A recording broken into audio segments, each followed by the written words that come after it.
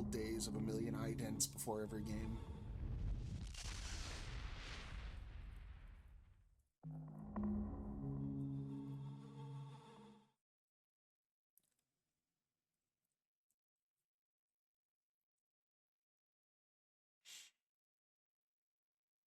Silicon Knights, company that, from what I understand, had an interesting downfall. I was informed when I played Eternal Darkness about Dennis Dyak's particular embezzlements that I was never really aware of. But this game, this was headed by Amy Hennig, who later would go on to work with Naughty Dog and make the Uncharted series, at least for a while. The first two, maybe three, I'm not sure if she was involved, but I'm pretty sure at least after three, she was no longer involved with the series. But this was her work that I was familiar with first as a child. There is a magical operation of maximum importance. The initiation of a new aeon. When it becomes necessary to utter a word, the whole planet must be bathed in blood. Don't necessarily have to take that too seriously. That quote is more to set tone than anything.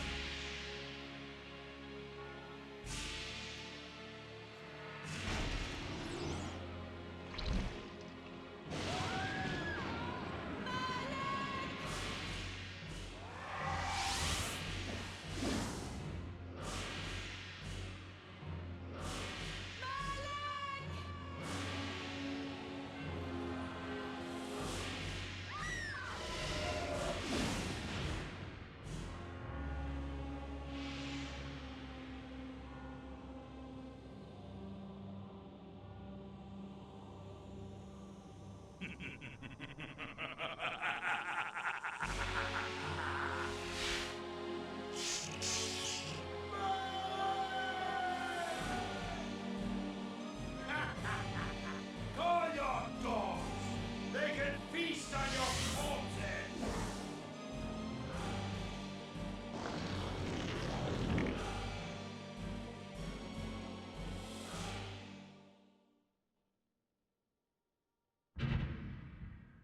Missed the mark, bud.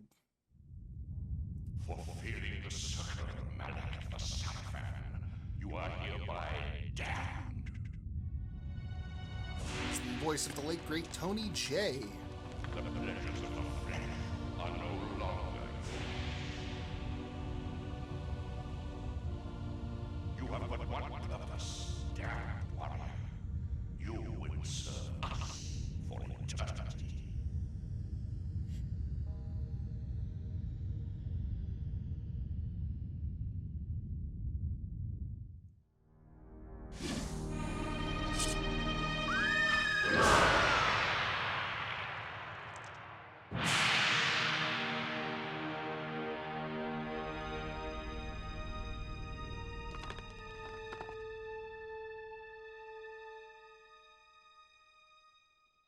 Symbolism and foreshadowing. A lot just happened.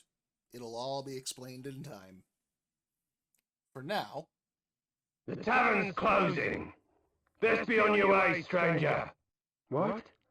No mug of ale for a weary traveller from distant Corhagen? I can reward you well, for I am of noble blood. I stay open for no man in these dark times. Things come with the night that no sane man would welcome. And so I left, cold of heart and soul, forced to the road and the long, bitter night. We are an aristocrat. Wondering why this bartender won't serve us. We are clearly of better blood than him. How dare he? I'll take my services and my business elsewhere after this loads. That's in! Brigands!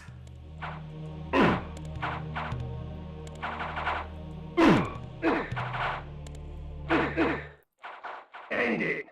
Now! Old games were very hard.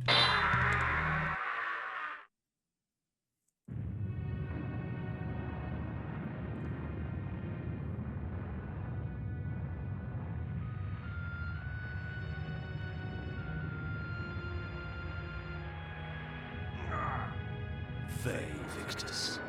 Suffering to the conquered. Ironic that now I was the one suffering. Not anything as pedestrian as physical pain, rather the cruel jab of impotent anger. The hunger for revenge. I didn't care if I was in heaven or hell. All I wanted was to kill my assassin. Sometimes you get what you wish for. The necromancer Mortanius offered me a chance for vengeance, and like a fool, I jumped at his offer without considering the cost. Nothing is free, not even revenge.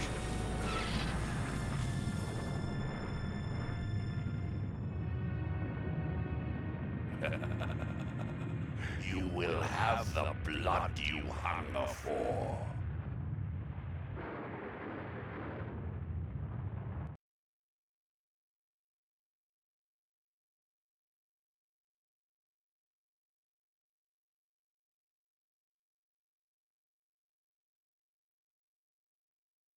I awoke to the pain of a new existence, in a dank womb of darkness and decay.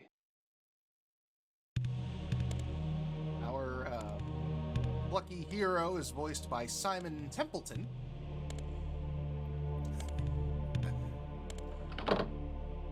So these glowing panels in the wall, those are buttons. You activate them to do button things.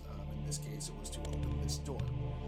Simon Templeton is also part of the Uncharted series when we worked with Amy Hennig later. He voiced Roman, the white guy antagonist from the first game, the old treasure hunter man. So sword swings, and we can pull out the camera to see our surroundings better. This is a very top-down affair, this first game. The sanctuary spell enables me to travel to my crypt, where the soil of my grave provides me respite. I often resort to this when I am weak and need nourishment. We found some magic. Let's go to the... Oh, hold on, we gotta wait for the loading screen. Let's go equip some magic spells.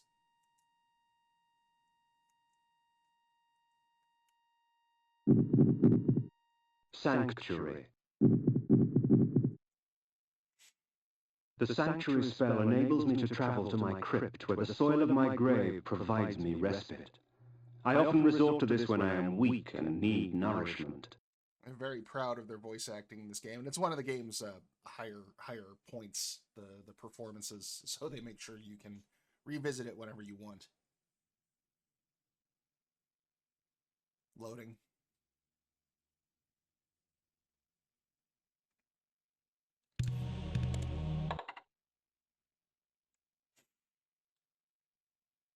Notice the loading times are a little much. We will fix that. I just wanted you all to see how this worked when I had to play it. I've played through this game a couple of times in my life, and it was always on the PlayStation. So, you can smack people around until they're dizzy, and then telekinetically suck the blood out of them.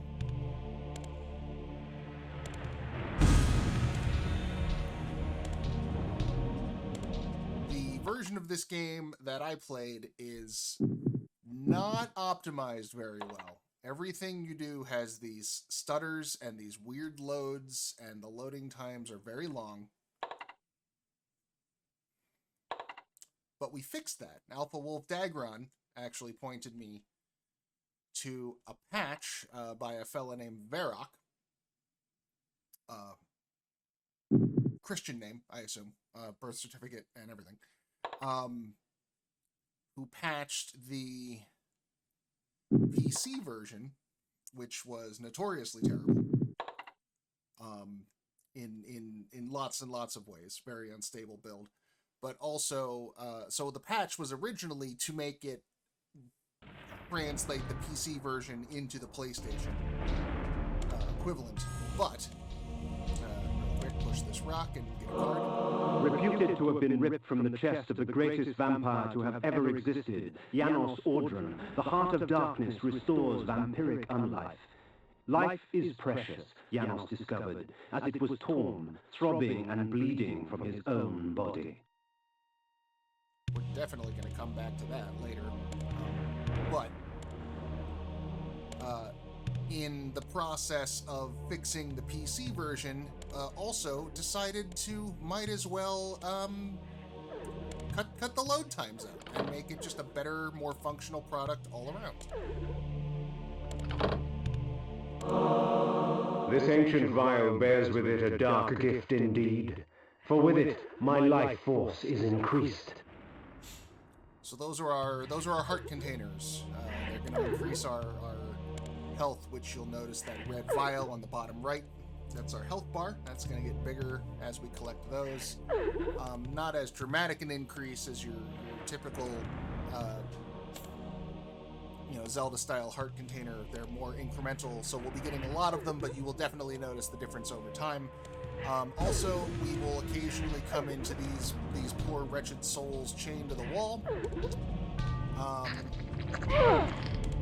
They're free food. We are a vampire. They are our food.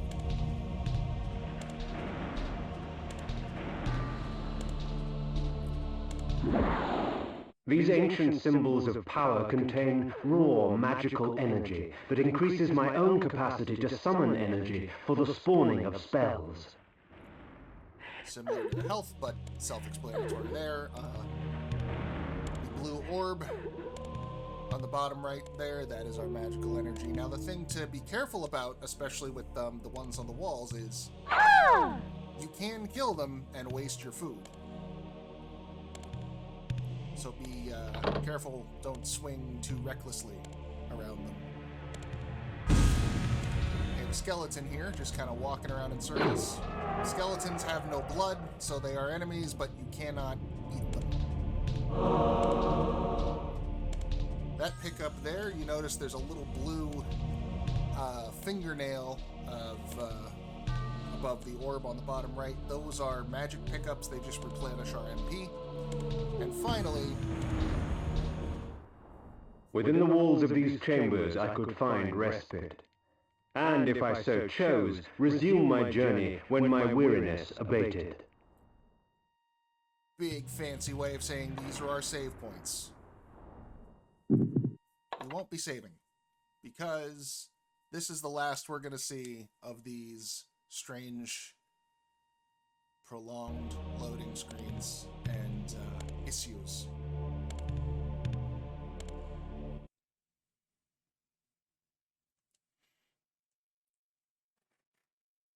Let's switch over to the new version, shall we?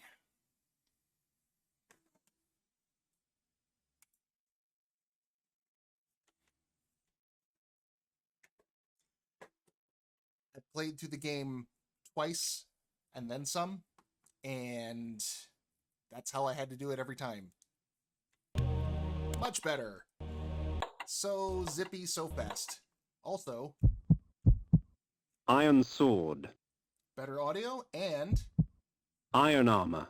subtitles.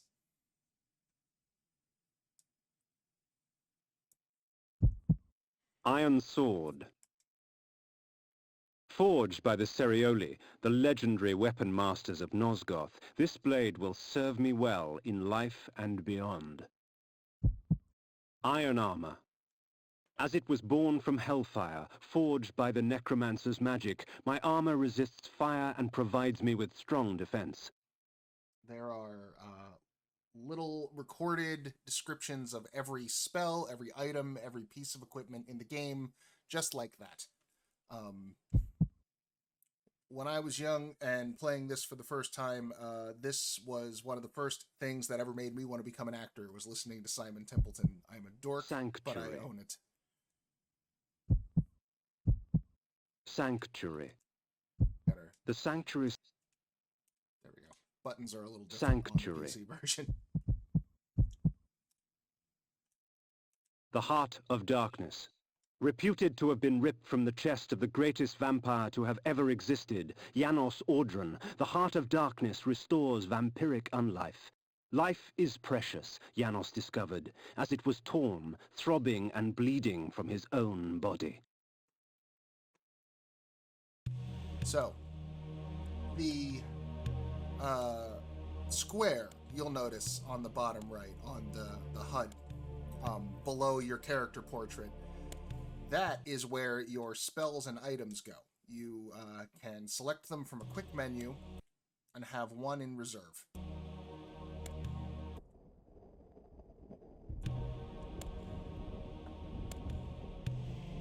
That is the one that's active, and if you go to cast it, in this particular case, it's a major teleportation spell. It'll bring you here. Most of them are more combat oriented and more useful in the moment. You can also bring up this map of your current area.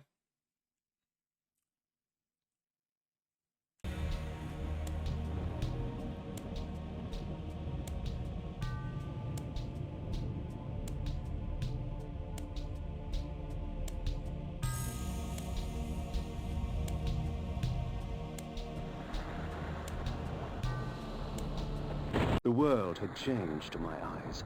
I had not expected such cruelty from the light. For in the embrace of the sun I could find no comfort, only malice. This would change in time for the worse, along with other things. When rainfall comes, vampires are wise to find shelter from its acidic touch. So let's talk a little bit about what fucking happened so far. We are a vampire. We were cut down after being turned away from the bar, and now the necromancer brought us back to life so that we could have our revenge, but in doing so he made us a fucking vampire. Like you do. And it's raining. Water is real not good for vampires, and we're actually taking damage right now. Very slight damage. Nothing a little snack won't deal with. Oh, but you don't want to get too slash happy, otherwise you ruin your food, just like with the ones on the walls. You can start to see a little daylight in the blood vial there.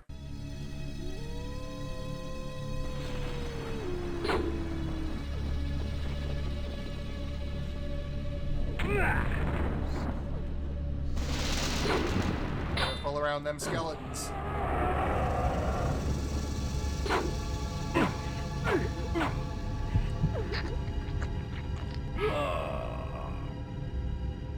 I say again, you telekinetically suck the blood into your mouth. That's just fucking, that's awesome. I will never not love that.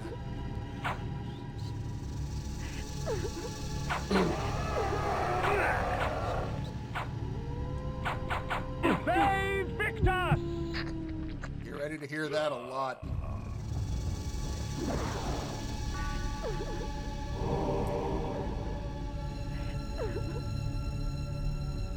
Dagra, no, this is not a happy... It's a graveyard with like 50 gravediggers who are all like on a hair trigger ready to just start killing at the drop of a hat. Yep.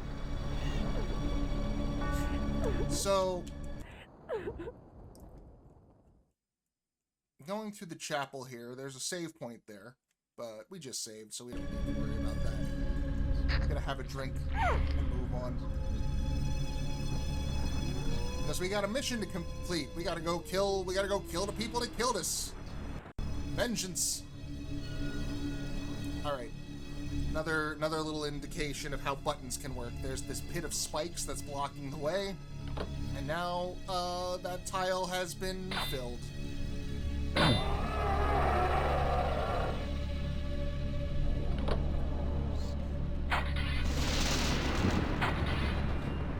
Now this one, 3 buttons, they're toggleable.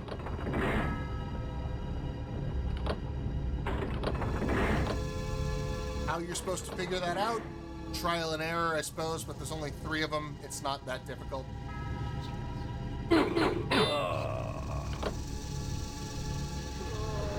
These curious devices hurl bolts of whirling energy and eviscerate my human enemies by stripping ragged flesh from blood-stained bone.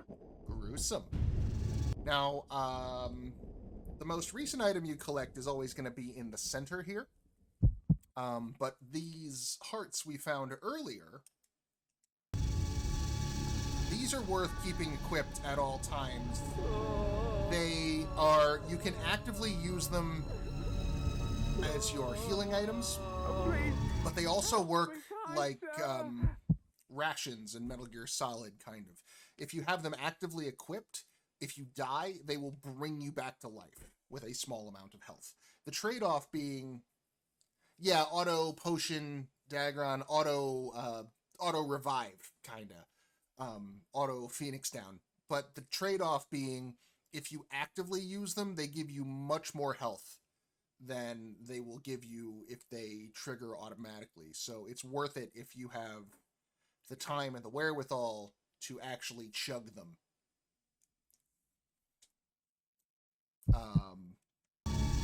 But at the same time, they can go very quick, so make sure that they've got... Make sure you've got a supply.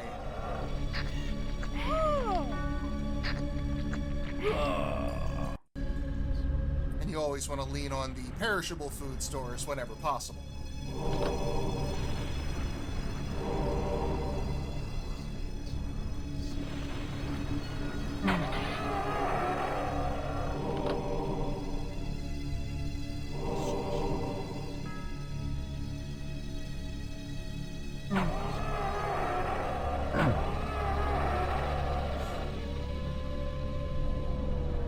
Some rocks that don't move.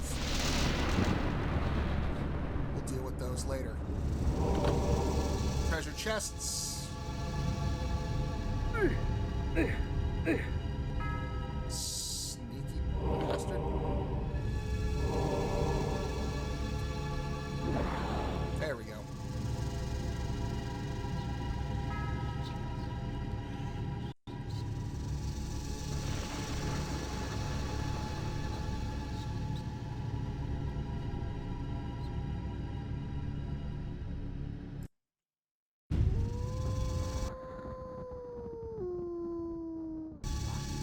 Save point to the right, door over here to the left.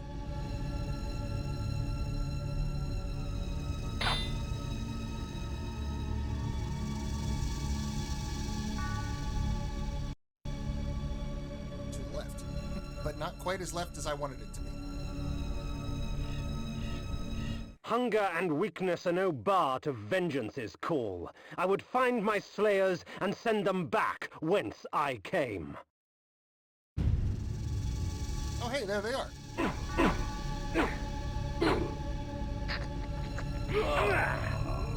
What trickery is this? Hurts much more now. Now, we could have fought them off.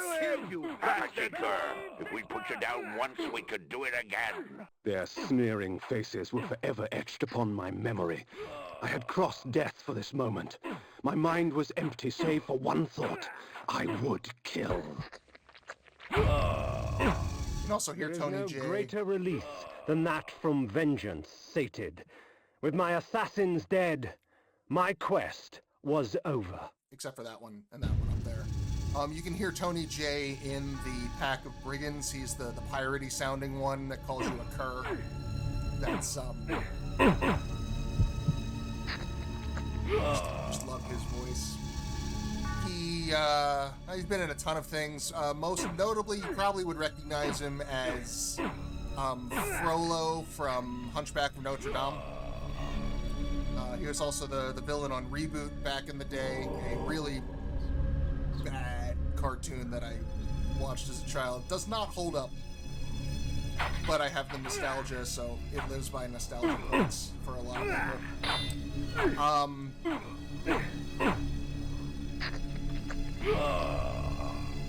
You could have... It's not over, Kane. These fools were merely the instruments of your murder, not the cause. look to their masters, look to the pillars, and gain way to the fortress of the mind. Born in Shadow, yeah, he was Chairface Chippendale on the Tick.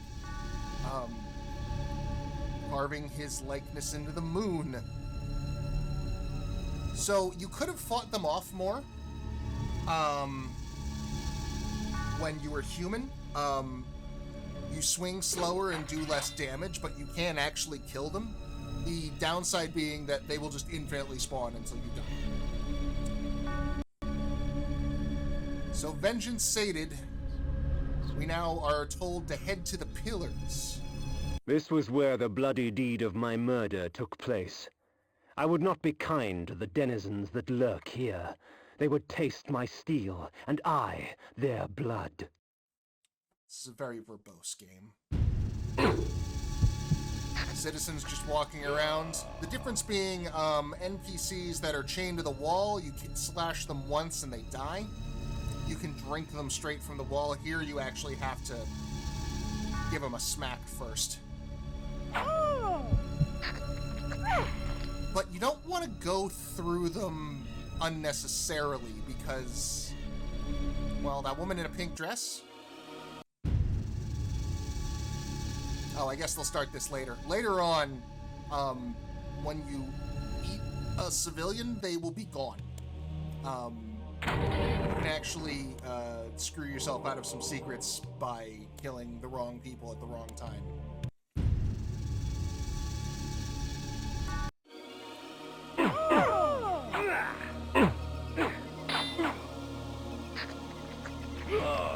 This bar looks familiar. Hey, bud.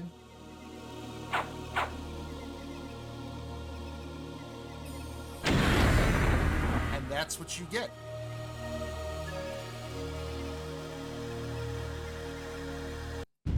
That is the flay, the little spinning blades that I've been picking up.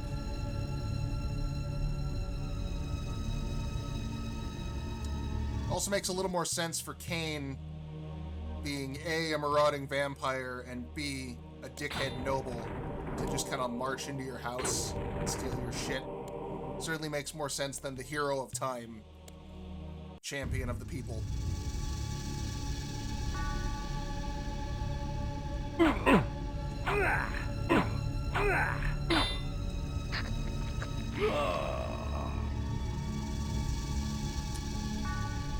The necromancer had offered me no warning as to what my resurrection would entail, and yet I must confess in my haste I had not sought one. Kinda brought Was this his on gift yourself, a bud. curse? I would seek the pillars for an answer. Also, rivers? Don't walk in rivers. Water bad.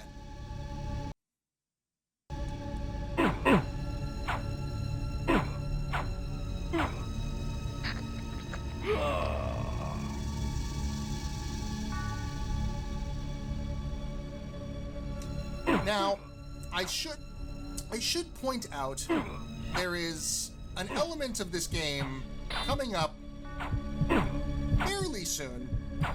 Not in like the next screen or anything, but within we'll definitely get to it this session.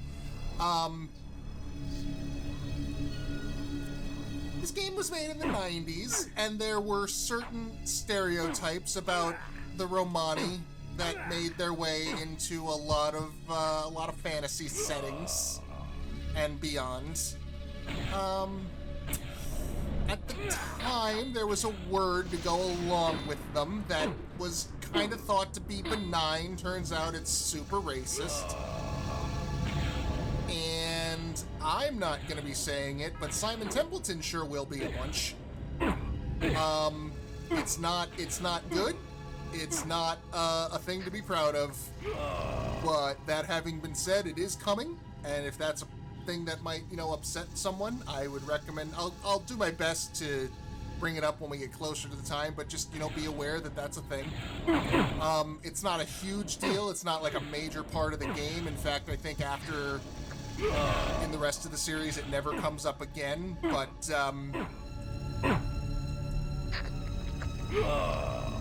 it is extant.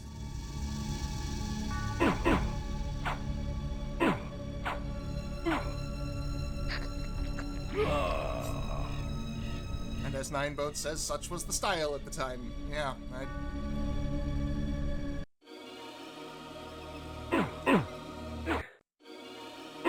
As daylight chases darkness, the vampire's power wanes. So, again, down on the bottom right, you'll see a sun. There is a day-night cycle.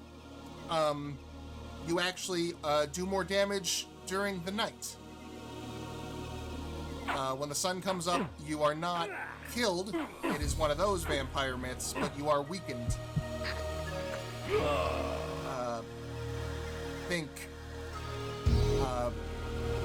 Francis Ford Coppola's Bram Stoker's Dracula, Gary Oldman, that kind of thing. The pillars of Nosgoth. Even in life, few sights have moved me such as this. I marvel that such beauty should grace our dying world. So Nosgoth is the name of the world in which we live. These pillars are a foundational element of that world. Everyone knows about them. They are the thing that keeps the world spinning, as it were. We're going to learn a lot about those pillars, especially coming up. That's a teleporter. And here comes a voice that you'll all definitely probably know. Definitely, probably, certainly, most likely.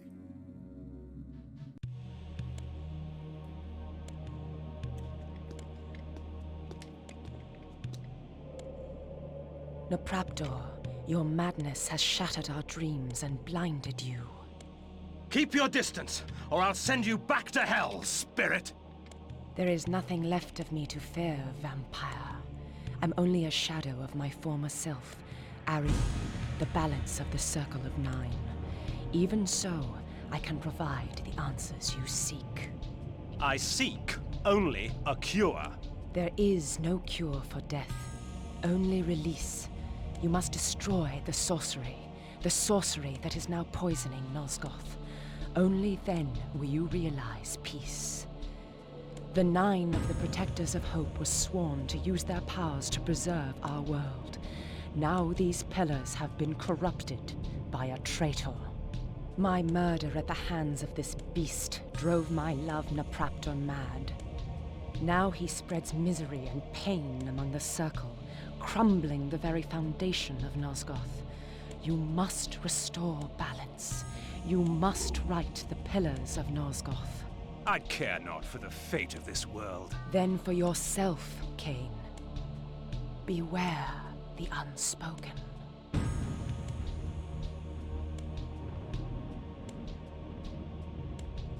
Nopraptor, with his blind act of vengeance, threatened to destroy all of Nosgoth. Each Circle member was bonded to the pillar he served. The pillars reflected the mental state of their servants, and as the minds of the Circle degenerated and descended farther into dementia, the pillars crumbled. To restore them, each member of the Circle had to die, and the artifact that served as their link to the pillar had to be returned. Only when all the pillars were restored did Ariel claim my curse would end. And so, my hunt for Nopraptor began. We have a quest. Ariel there is voiced by Anna Gunn, who at the time The was pillar of the relatively mind, protected by the mentalist Nopraptor. relatively unknown, and then later would go on to play Skylar on Breaking Bad. Everybody's favorite, most beloved character. The pillar of dimension, protected by the planar azimuth. The pillar of conflict, protected by the paladin Malik. Malik, you'll recall, was the guy who showed up a little late to the party, had his soul ripped from his body and fused with his armor and halberd. He's not having a great time. The pillar of nature, protected by the druid Bane. The pillar of energy, protected by the energist Dejul. The pillar of time, protected by the time streamer Mobius. The pillar of death, protected by the necromancer Mortanius. The same that brought us back to life, Tony J.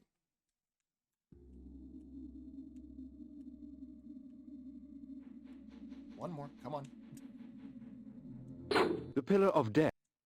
The Pillar of States. There we go. Protected by the alchemist Anacroth. And The in the Pillar middle, of Balance, once defended by Ariel. The pillars choose their own. the pillars choose their own. When the mortal that is fated to become the pillar is born, or fated to become the guardian of the pillar is born, it is ordained. It is very chosen one. Except in this case, chosen 9. And so we have the 8 elements of the world. Some liberties being taken with those. And then in the center here, the 9th pillar keeps everything in check. We saw Ariel, also, she follows you. We saw her get murdered at the beginning. The woman who was stabbed from behind, her hand tipping the scales of balance. Visual metaphor. And now we're off to kill her boyfriend and murder all of his co-workers and set the world back to rights.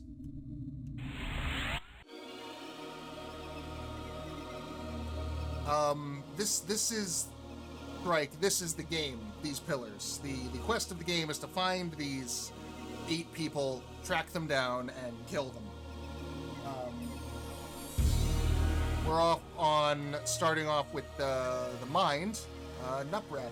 So from here on, I've got an IGN walkthrough pulled up, if only for the fact that there are secrets in this game.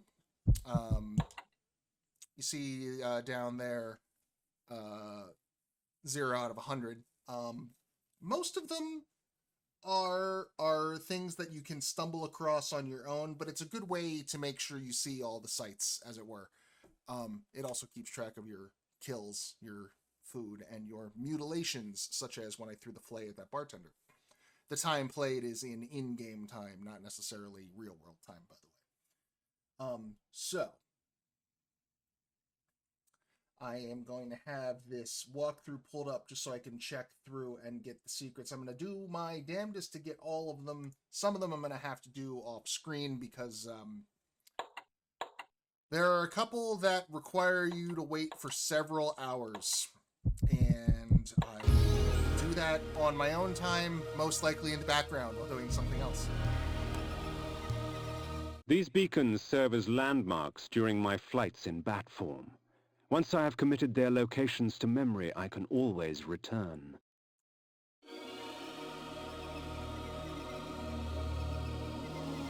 In bat form, I can travel great distances with ease. From my vantage in the heavens, no region of Nosgoth is forbidden to me. This is our fast travel.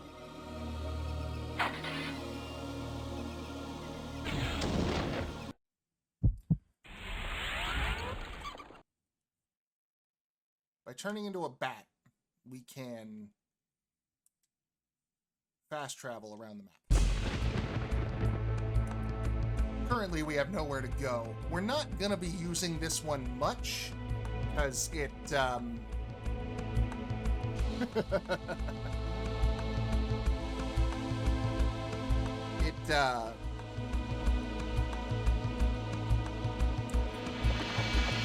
range decided to not work for me there.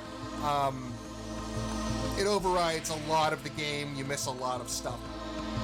There are a few times we're going to have to use it, but when it comes to backtracking in later parts of the game, it makes things easier. Particularly for coming back to the pillars. This is the only location we have at the moment. Because every time we kill someone, we're going to have to bring their little token back here. These are the, as the Vista Point down below just said, these are the locations. Once we activate these, they're going to be our waypoints that we can travel to in bat form when the time comes.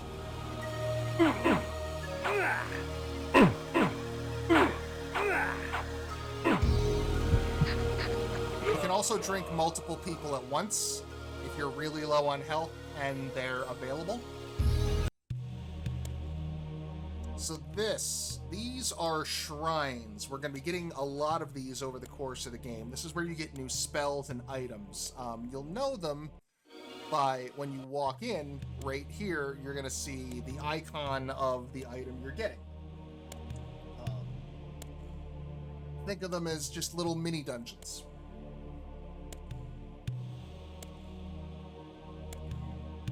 And the first secret's coming up.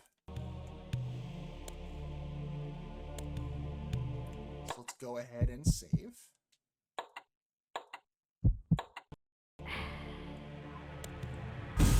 Saving refills your blood and your magic.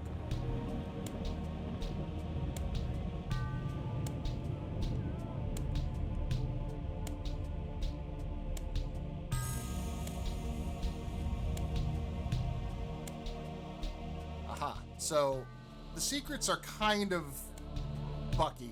Like, you'll notice we are at 0 right now. We walk into that purple glow.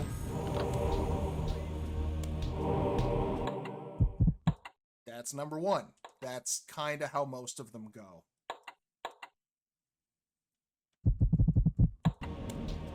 And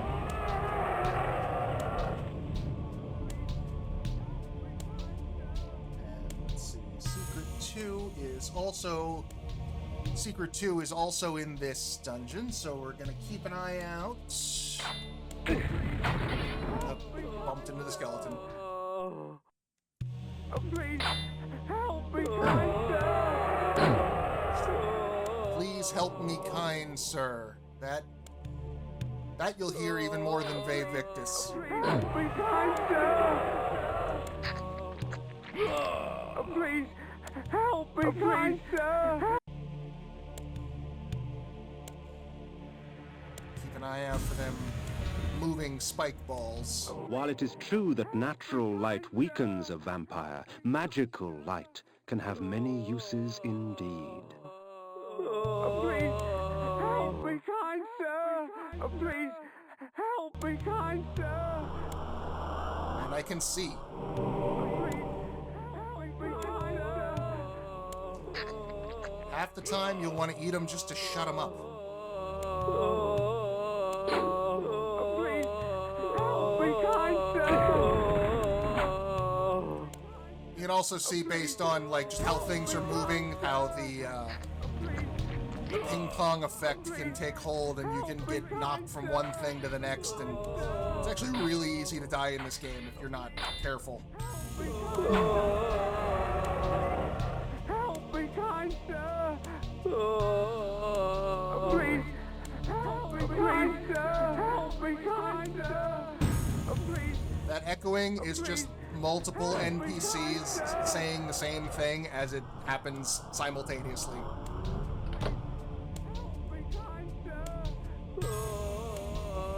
Please help me, kind sir.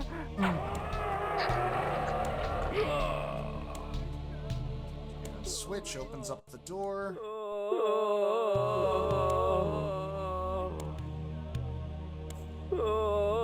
Please help me, kind sir. Please help me, kind sir. Help me, kind sir. Please help me, kind sir.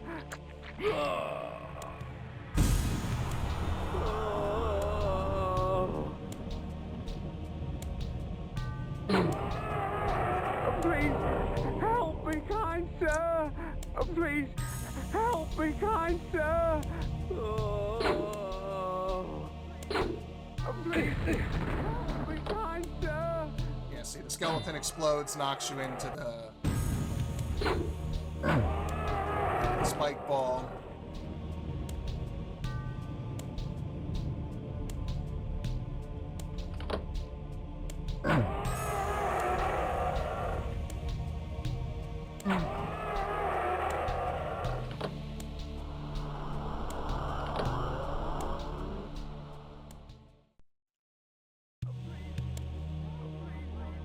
Please help me, kind sir. Please. Okay, we're coming up on Secret 2 after we get through this room.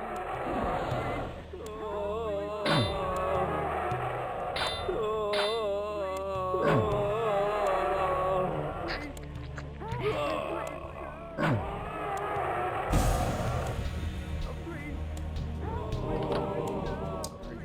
approaching that pillar, Help me, Kaiser!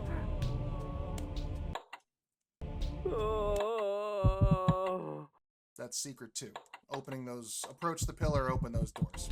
please, help me, Kaiser! What's funny is that the red glow you saw just there is supposed to be your indicator that that's what's going to happen, but if you have the light on, you can't see it. Please, help me, Kaiser! Help me, Kaiser! Also worth taking note there that when you're drinking, Help me, Kaiser! you are stationary and vulnerable. So make sure not to let that bite you in the ass. Please, help me, Kaiser! Help me, Kaiser!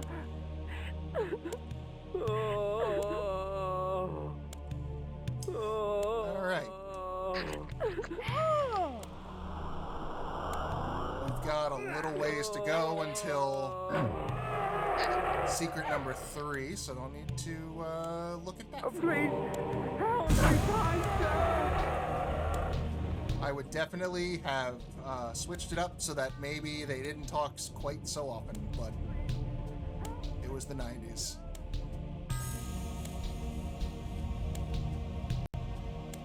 And we're back where we started.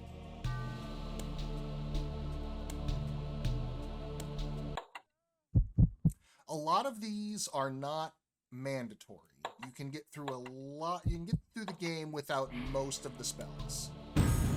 And a lot of them, when you do need them, it will be very obvious that you can't do something to progress. That having been said, it is definitely to your advantage to get them, because that, as you just saw, that's a good utilitarian thing to have, that light spell.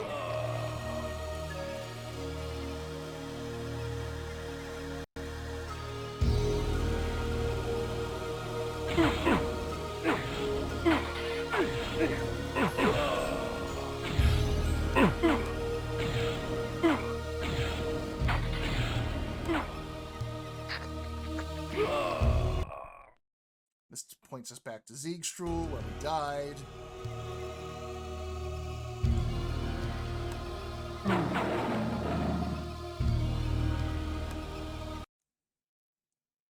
Nachtholm. New town. And another cave. Now see, this is for like what I'm talking about. We can't progress anywhere except into this cave. Once we're done with this cave, the path forward will become apparent. So when you're at a dead end like that, that's usually what's going to happen. Sometimes it's because you missed a thing and you got to go back and get it, and on those occasions it can be a little annoying. But for the most part, they try to make it very clear. My lupine form enables me to move like lightning and leap over obstacles barring my path, but the guise of the wolf brings with it its own kind of hunger and rage. Number 2. We're a werewolf, so we can claw.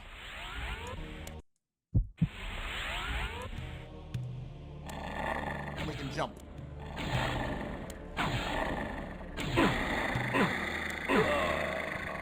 But we can't eat. Downside, you can't suck blood while you're a wolf.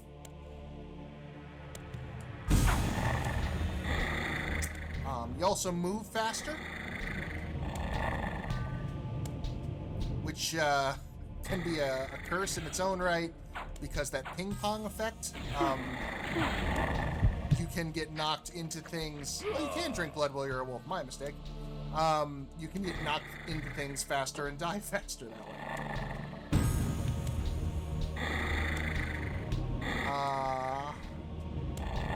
You do, however, lose the versatility of your spells and your equipment and your items and such. So, the day-night cycle takes the phases of the moon into account, and the wolf form does, in fact, get stronger the more full the moon is.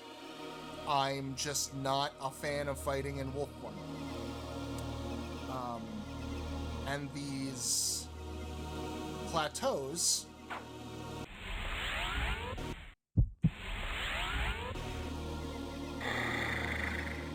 you can jump up.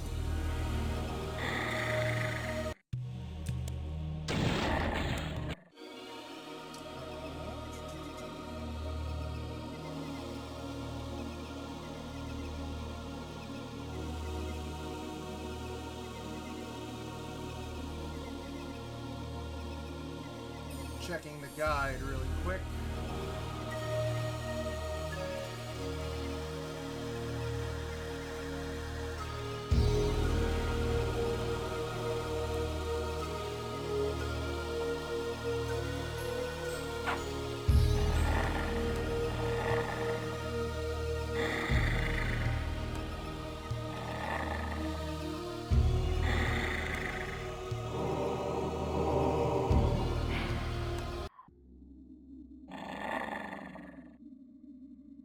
Secret 3 is coming up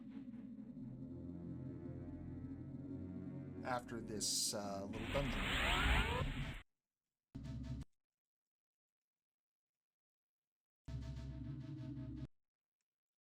So the downside, you need magic in order to transform.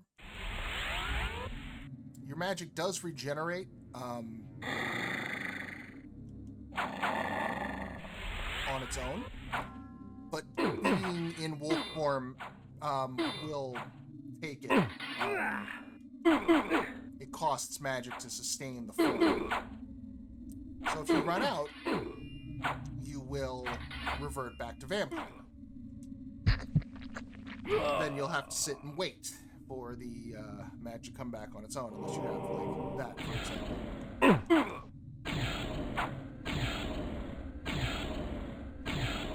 That's the sweet spot right there, bud. So you just keep throwing them knives. Yeah,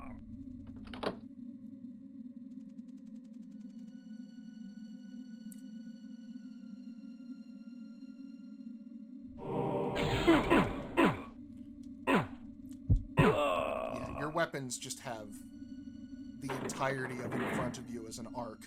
So if you position yourself right, you can avoid a lot of damage and just make everything around you die. Back to the wolf cave. There was no way to return if you remember when we first stepped up, the floor turned into spikes behind us. See? So that was just a big old loop back to where we started. But now we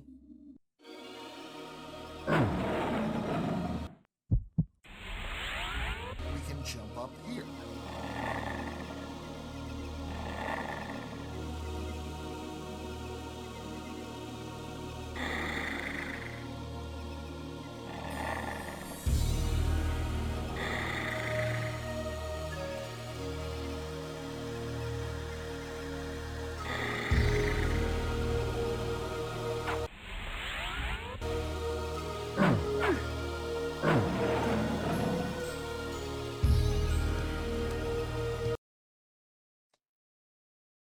Back to Nocturne. Let's see.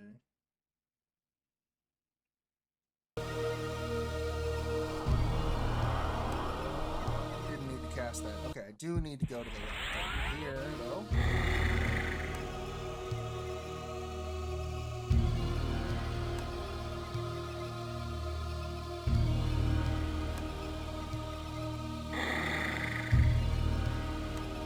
There's a path.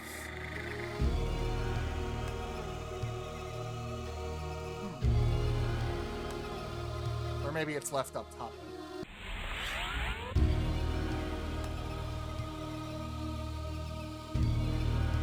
Ah. There it is. This is the path we're referring to.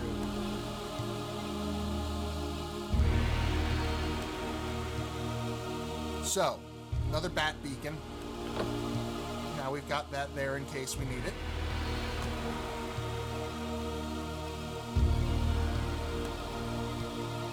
And this cave.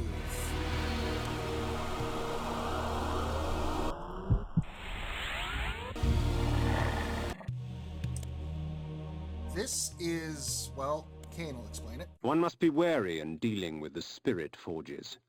The wraiths and shades that inhabit them offer items beyond mortal dreams in exchange for a sampling of your blood. The wraithsmiths forge their items with forfeit souls. You trade blood for items. Getting here is the third secret. Now, each item has its own spirit forge, and each spirit forge has they're referred to as a back door. A special place you can... Blood for me, and these artifacts will be yours. A special teleporter you can come in through, and it'll take you to a secret room, and you get a shitload of that forge's particular item for free. Like dozens and dozens. The downside to most of those is they are only available during the full moon, which takes about 2 hours in-game for it to cycle. And those are also secrets. Those are the ones I'll probably be doing on my own time. So, you come to the Spirit Forge for help, do you, vampire? Trade your secrets for the blood of the dead, I will. Also Tony J. Whenever they need like a creepy voice, Tony J is their go-to.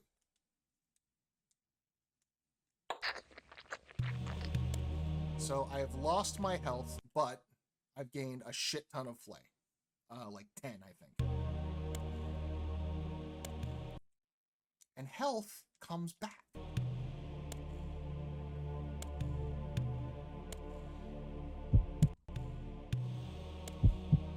As long as you're not stupid and don't get murdered by the wolf that's waiting right outside my door.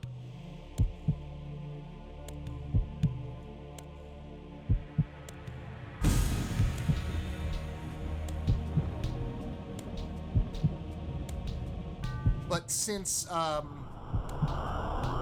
we are A, nearing death, and B, now have the wolf form, we're going to backtrack a little bit.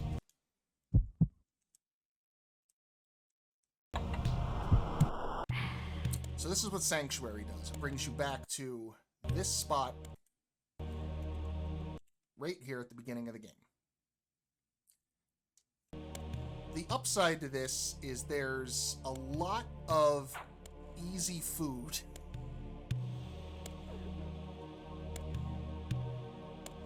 Also worth noting, that specter there, that's the gravedigger we killed. When you kill an enemy, they come back as ghosts. Ghosts have blue blood, which restores your magic, but not your health.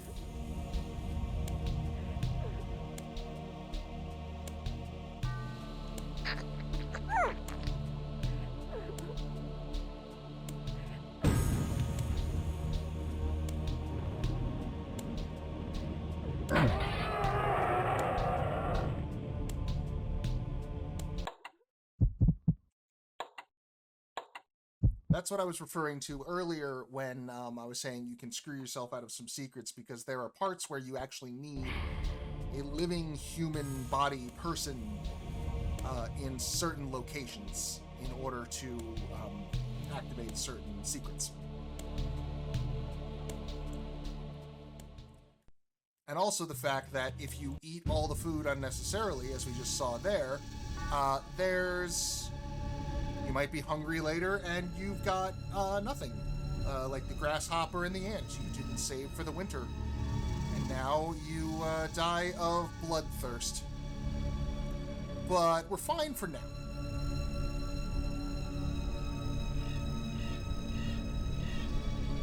So, secret number 4 is that flay right there.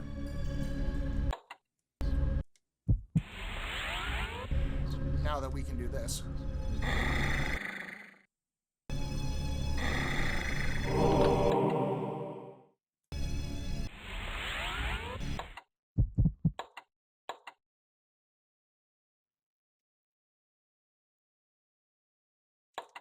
And 5 is going to be right below us.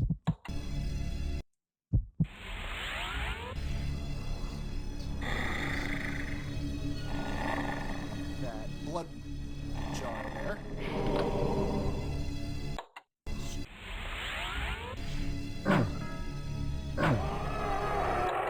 Now, zombies and undead in general, you may have noticed when I slashed him, it squirted black.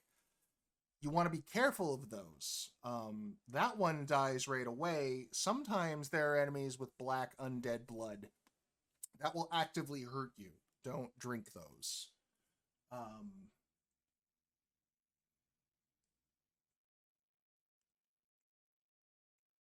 And one more secret below.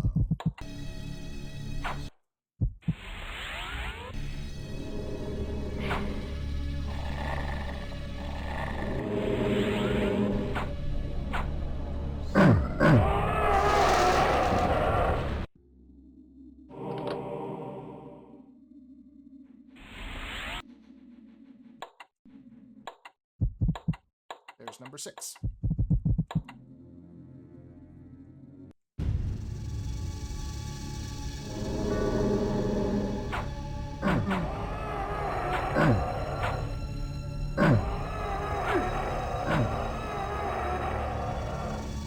A medley of death and evisceration. Let fate choose my enemy's demise. So that is an item called... The Pentalich of Tarot. And what it does is it takes the flay and 2 other... The Pentalich of Tarot. Functionally identical items. They are just simply you throw it forward and it kills something. The differences are mostly aesthetic, but it randomizes them. So it's just more ammo, but kind of a fun, fun grab bag ammunition.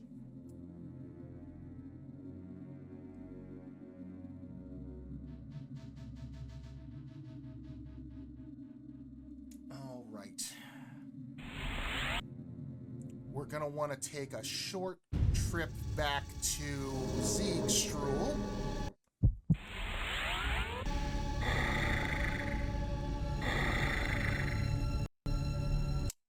Which if I think...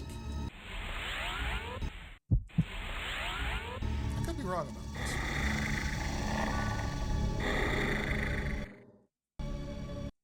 You can read all the tombstones.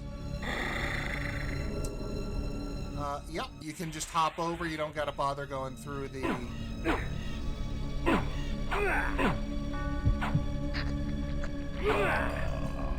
There he is! Kill him! You bastard! If we put you down once, we could do it again. What trickery is this? They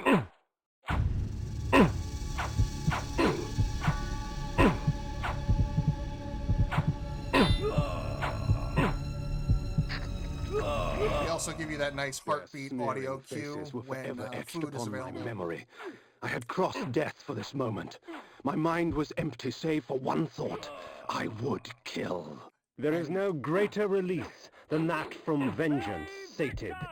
With my assassins dead, my quest was over. We're just gonna have these audio cues play again. I don't know why. That guy with the voice from King's... Yeah, brought him up earlier, but yeah, he voices a lot of characters in this game. Or are you talking about Kane? Shrike. Shrike says it's that guy with the voice from King's Quest V. I've never played King's Quest.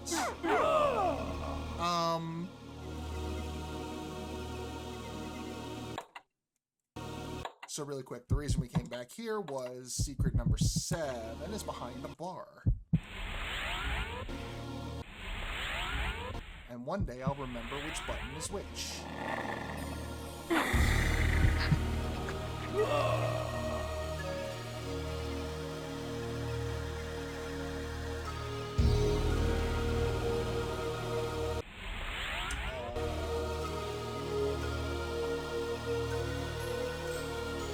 Oh, yeah, okay, Tony J. Yeah, he voices a number of characters in this game. Tony J is great. Love Tony J. Said it before, say it again. Tony J is great. Jump over the counter, go to the red lit area, and the bookcase on the left side will open to reveal a transporter. Red lit area.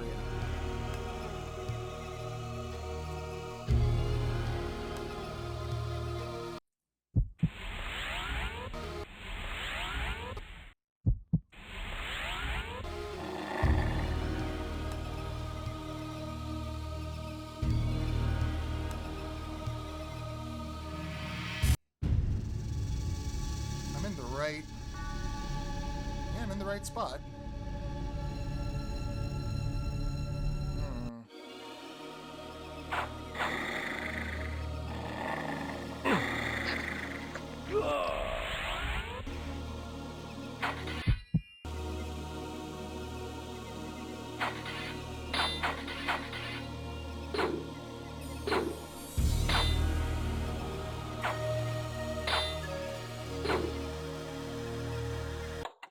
We don't want to miss a thing, so we're gonna just take a second to look up how that works.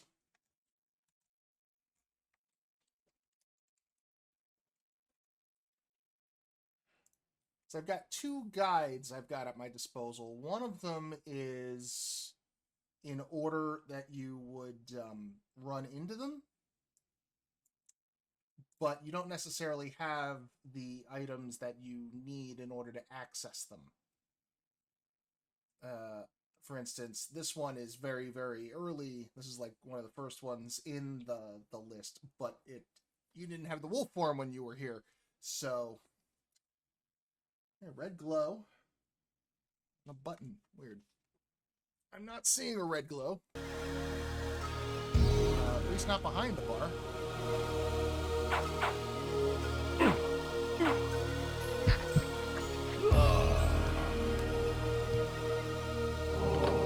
Oh, there it was. Got it.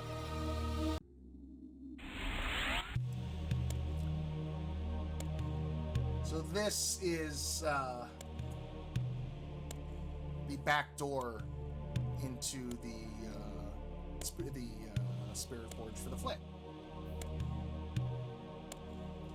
And it brings us full circle back to where we started, our deviation.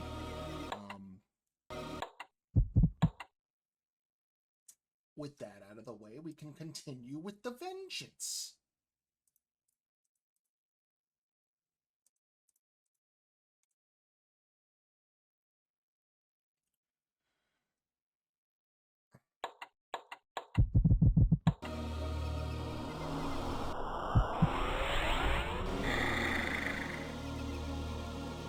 Definitely going to want to get the buttons back into my thumbs and out of the habit of wasting magic before we get too far, because eventually this game will get very demanding on your resources.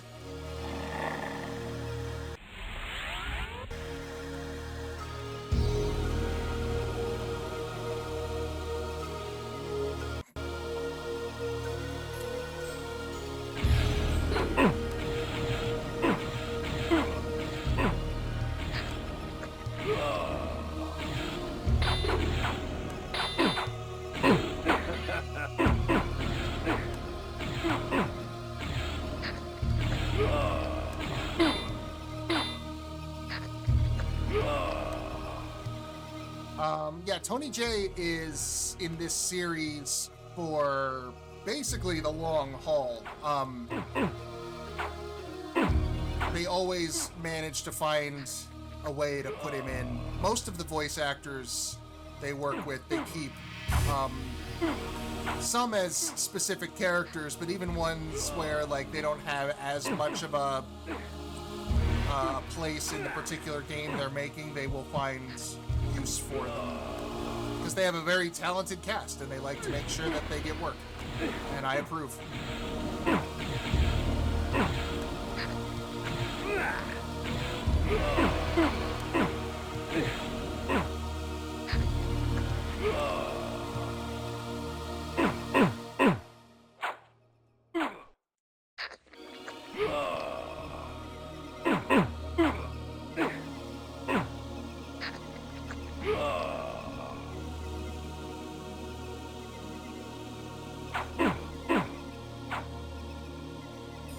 Let's see what's in here.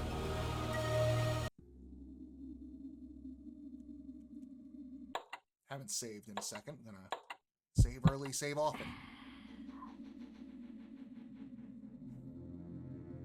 I thought saving restored your health and whatnots, but I guess not. Aha! Okay. Another magic shrine. And we get to meet these fun fellas. Very similar to bandits, just more range.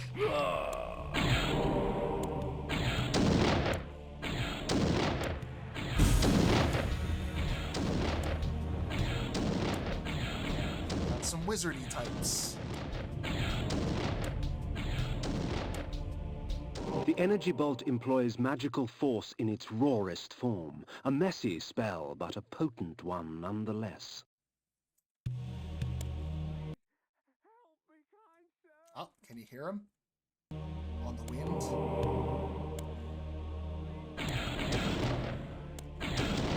Doesn't home, but there's that. Basically, same as the Flay and the Pentalich of Tarot, except uses magic instead of any kind of material resource. Range is a bit limited.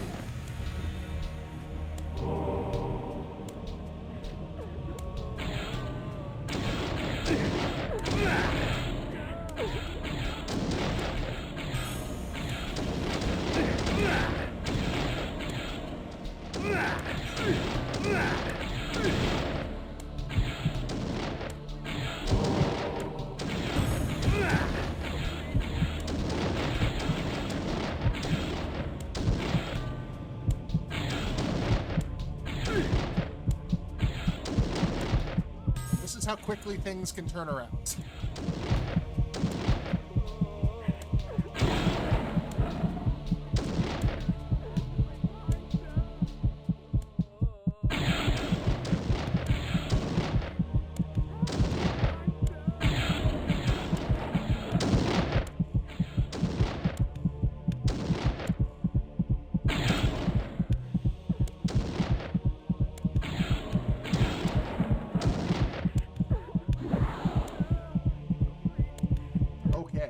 Now that I can breathe for a moment.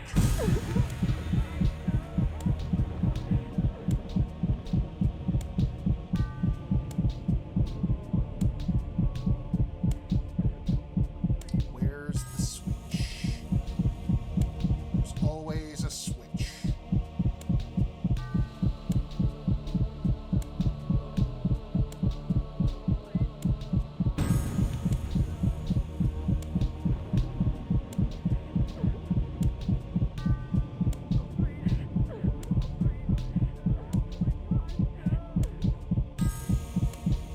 Up some of my hearts to heal, but I'm hoping to...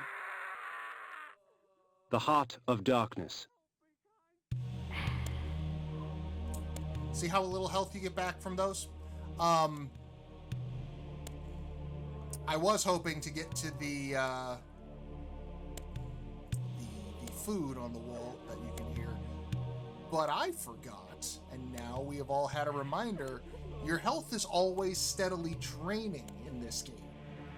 Not a lot, but enough that if you go too long without eating, you will die, as we just saw.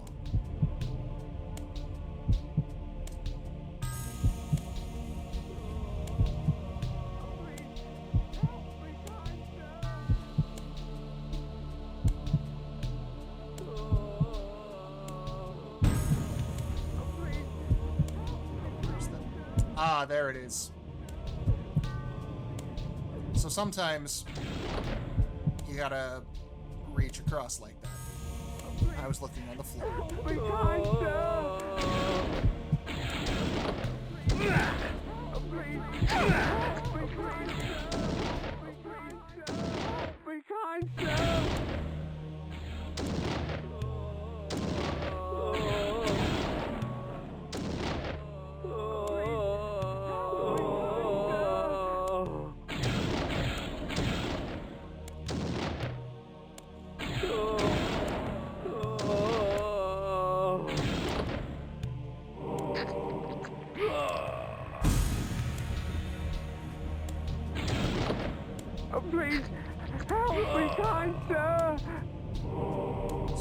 use the energy bolt. I think you can also use the flay and such, but you can definitely use the energy bolt to trip those switches on the walls when you can't actively reach them. There we go. Another one of those trial and error combination of 3.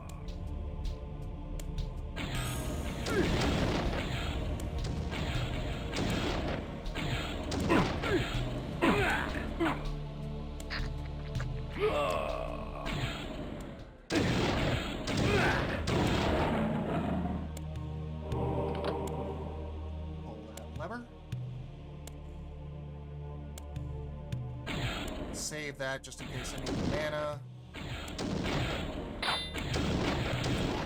Not really gonna matter.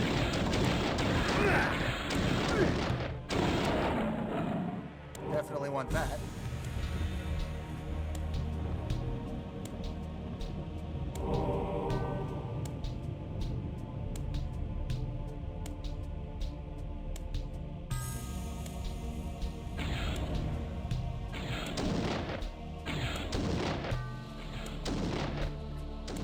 Back to where we started. And definitely saving.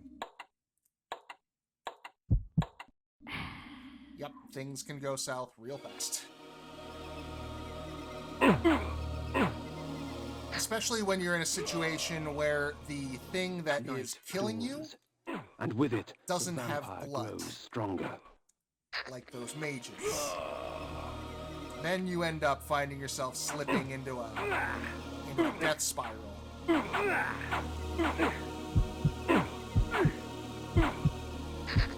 I think the creators knew that that was more of a problem than they had intended, because in later games they definitely fix it so that you have more easy access to health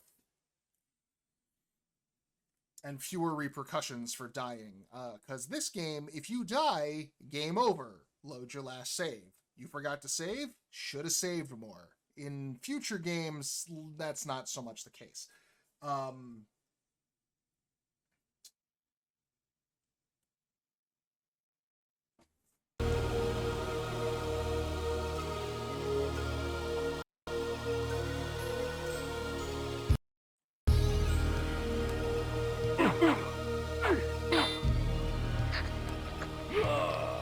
Not getting a weird shadow texture over his face like that, but it was kind of fun.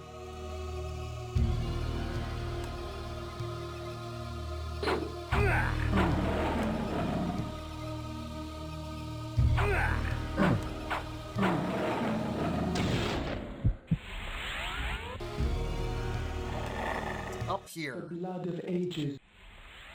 Oh no. So sweet. There we go. Come, drink from us. You're definitely going to want to keep an eye out for these. Blood of Ages temples are your lateral Your upgrades. strength has increased, for our blood enhances. I'm stronger. Now, unfortunately, it doesn't really translate to more damage with my sword. I think it does a little bit, but not in a noticeable way. That comes later with different weapons.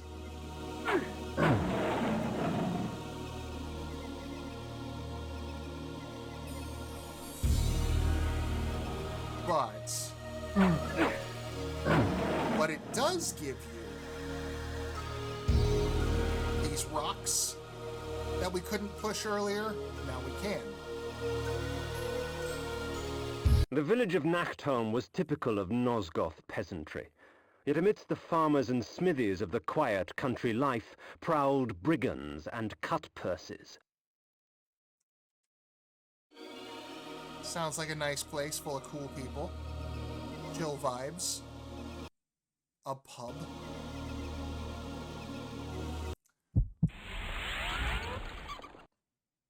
Also worth noting, not a travel location.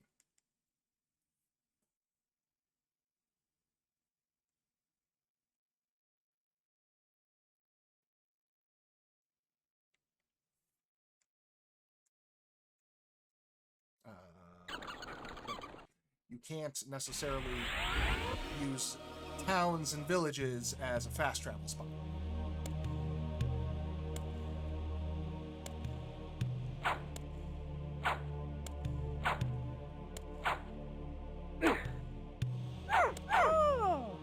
I was reading. That was rude. That's fine. So.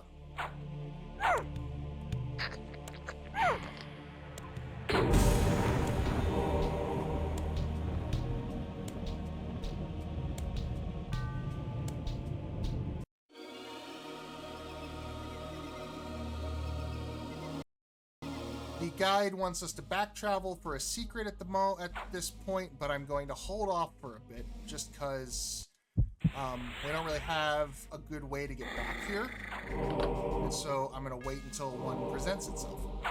Oh, I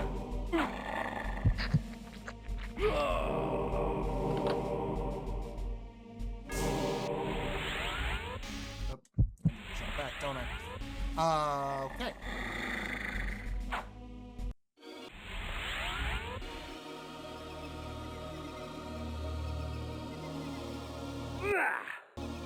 Don't step in the water.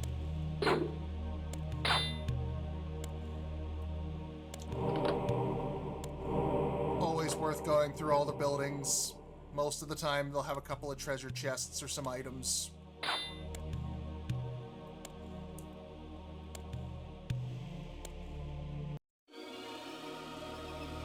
You get more items later, more than just, different ways of throwing a weapon. Like, there's a lot of utility items in this game, as we will discover.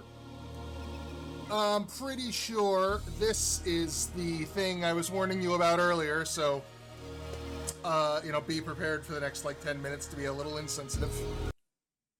That one. This one? Nope. I looked it up. It was a similar looking map, but a lot of the texture, a lot of the environment is the same. So, all right, not that, but we will get there.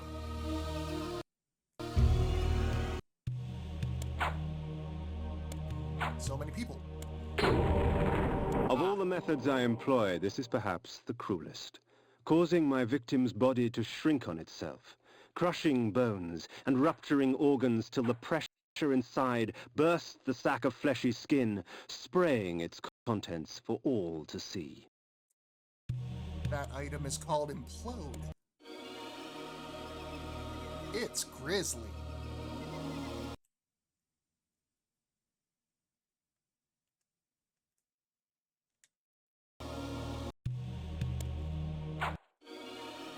Walks around with his shovel, swinging at whoever walks through the door.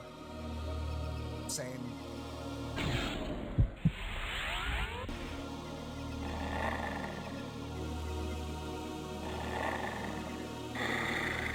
Ah. So this is what I was talking about earlier. That is a moon gate. That will only open during the full moon.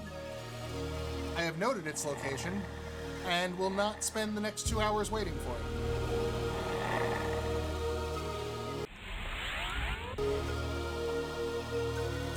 That leads to a secret, and usually those lead to the back doors I was telling you about for the Spirit Forges.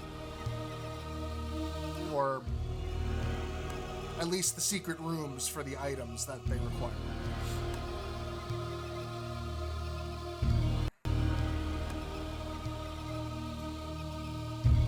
The blood of ages flows so sweet.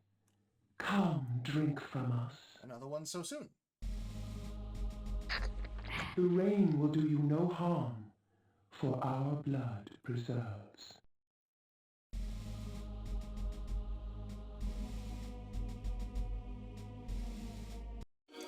So now, we are protected from rain.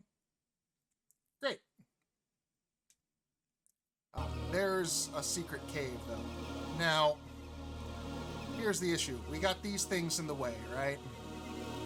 Well, we can walk around them. It just hurts a little bit. And if we're going to be doing that, we might as well be speeding.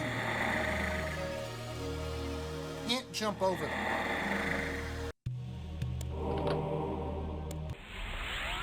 wolf can also push heavier things.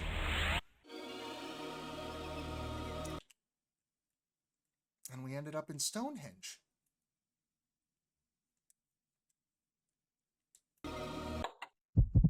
This is secret number 9, though we only have 8 because we haven't backtracked yet.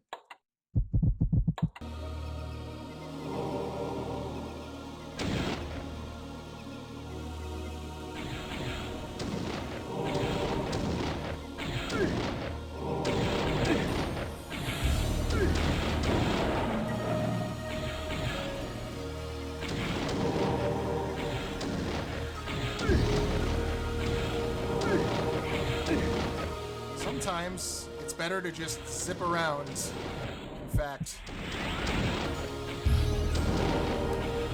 no need to fight everybody.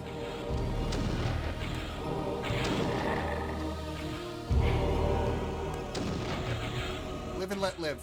At times, my magic extends into very exotic disciplines, such as the manipulation of time.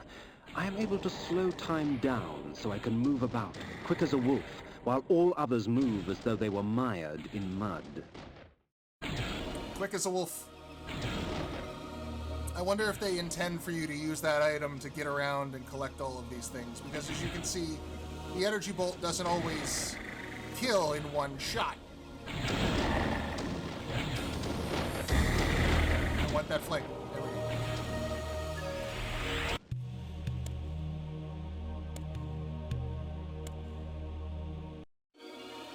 I can also just be quick as a wolf. Like a wolf. Anything over here? Nope.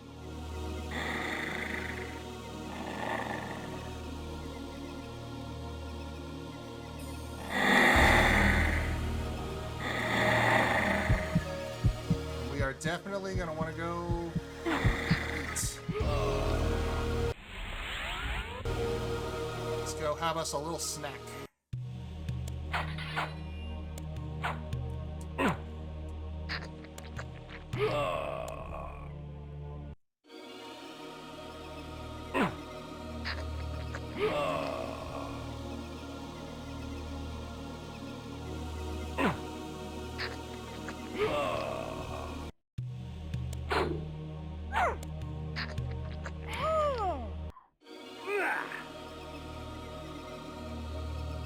Moving along. Let's see, secret number 10.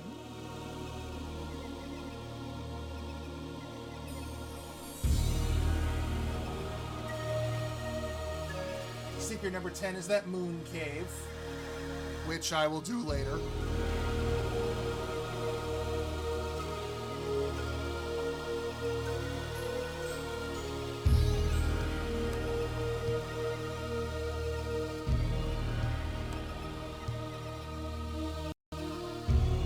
But for now, we can head along our way. Stenchen Crow is the next town on the path.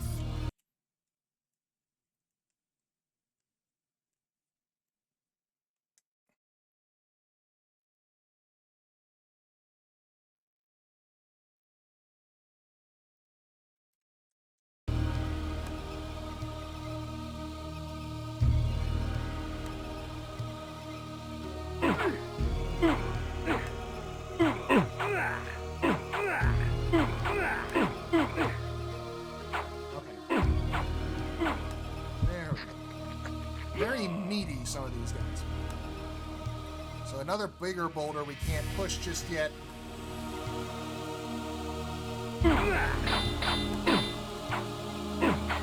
Bay Victor!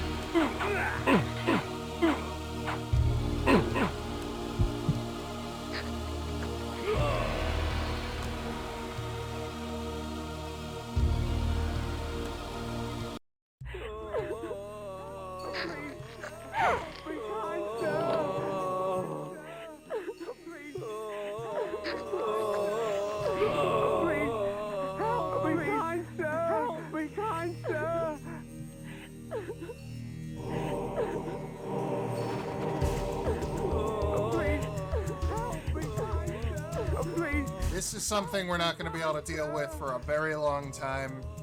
Please. But it's worth noting that it's here.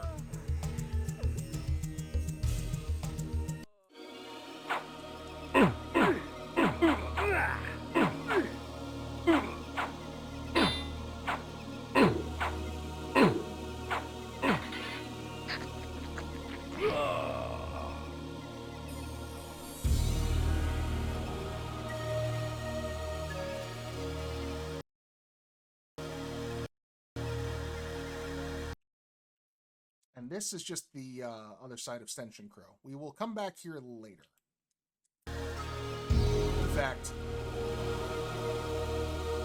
the only reason I say later is because I want to head back south and go through the town proper, but in the meantime,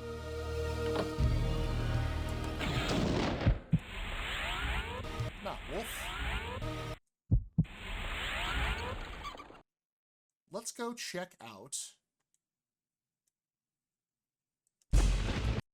that secret that they wanted us to backtrack.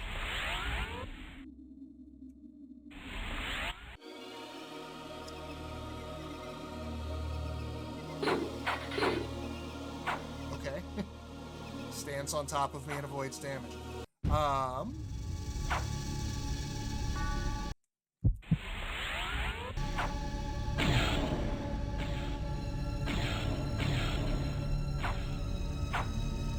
Run past everything. I am the wolf. I am the wind. Let's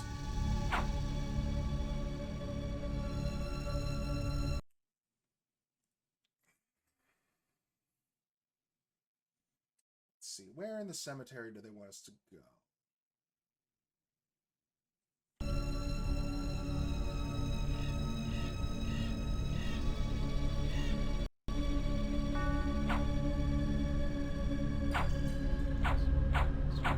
All of our murderers again.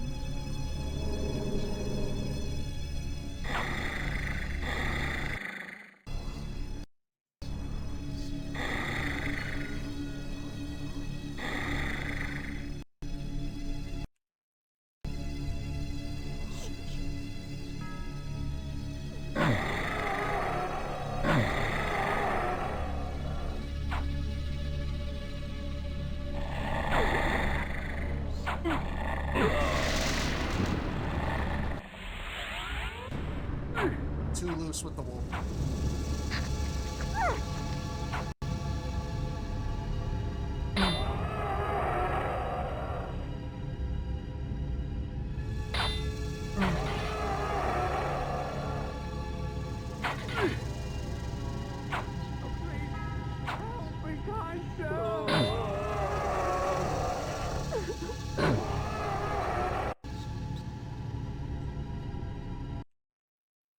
There they are. You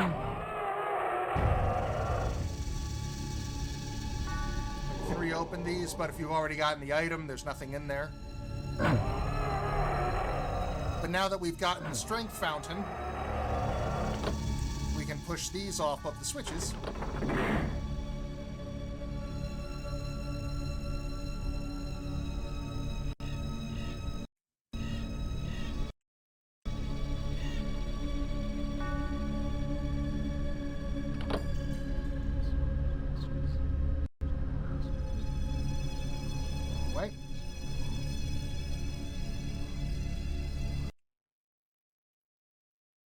And find the door it opened.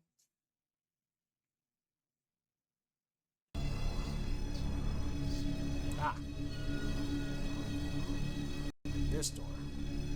Which gives us lots and lots of stuff.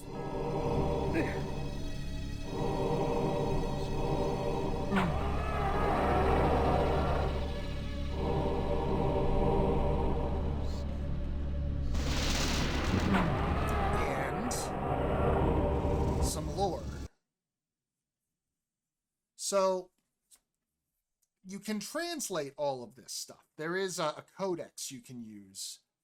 I don't have it on me, but I will look it up. And probably put out a bonus video going through all of those.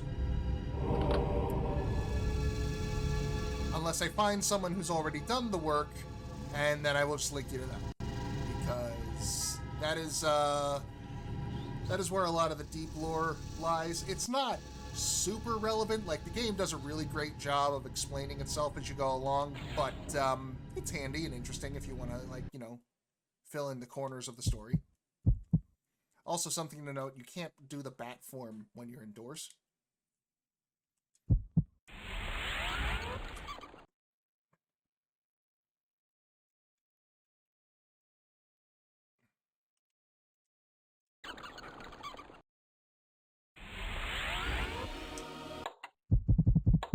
Secret number 10.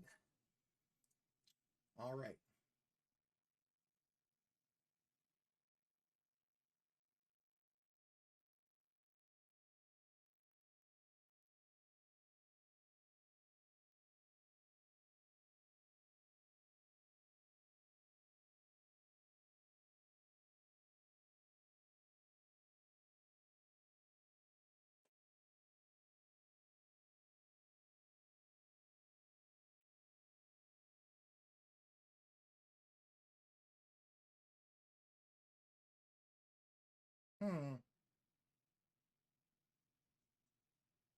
Weird.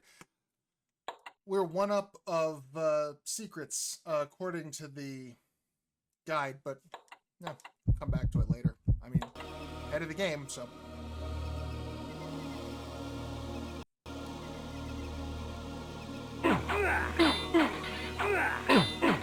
Oh, hey, it's a full moon though, so as you can see in the bottom corner there. So why not go do the moon cave now? Since we're right here. Handy timing, that.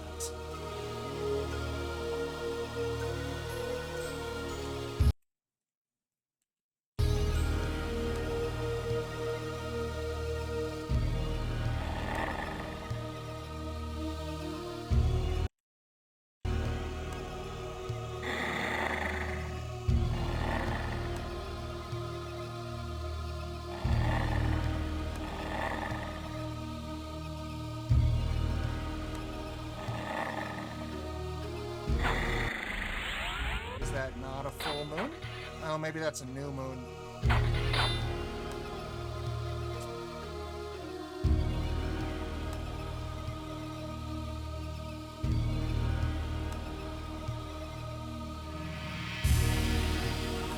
That must be a new moon. Oh well.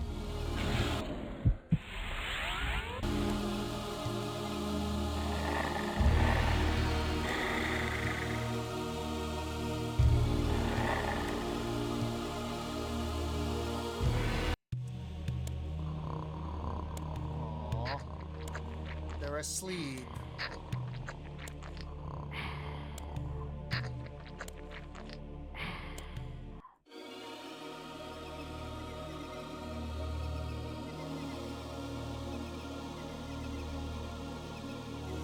All right.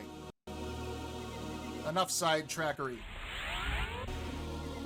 On to Stenchen Crow.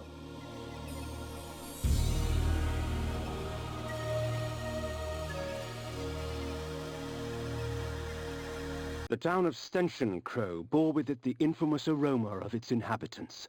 In life, I would not have graced the place with my presence. In death, I merely added to the stench.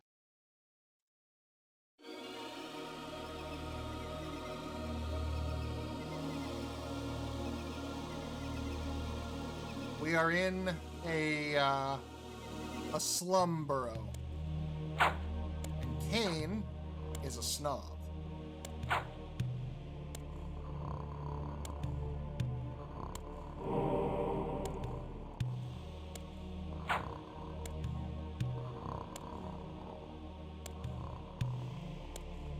Stop it.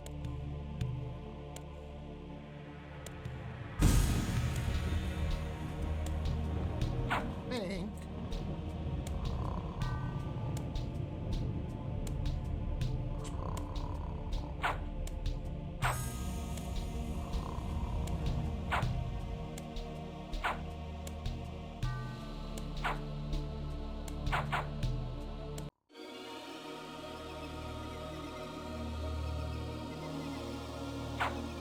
Apparently we have the Night Watch.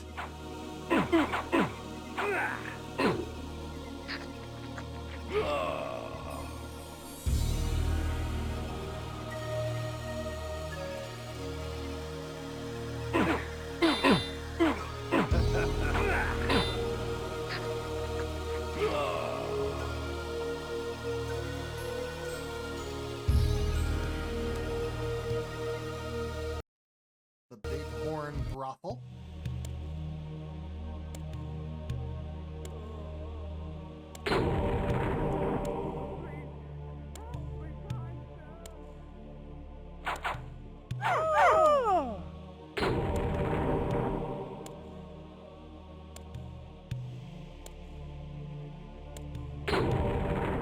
Why are people chained up? And you know what? I don't want to know. That's their business.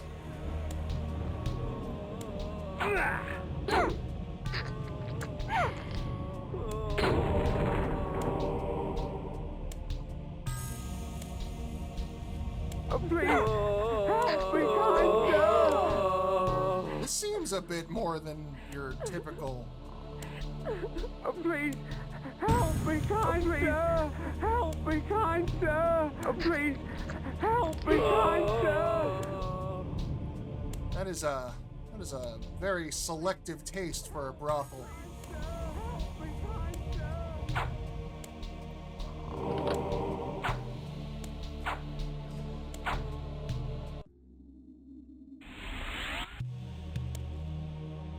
And the secret. One must be wary in dealing with the spirit forges. The wraiths and shades that inhabit them offer items beyond mortal dreams in exchange for a sampling of your blood. The wraithsmiths forge their items with forfeit souls. Shed your blood for me, and these artifacts will be yours. Same as the other one. So, you come. They all work exactly the same. You just get a different item for them in every one. Trade your secrets for the blood of the dead, I will. Also, take note of the statue at the top of the shrine there. Always brings your blood down to very low. Now, that was 2 secrets. One for the Spirit Forge itself and one for the teleporter.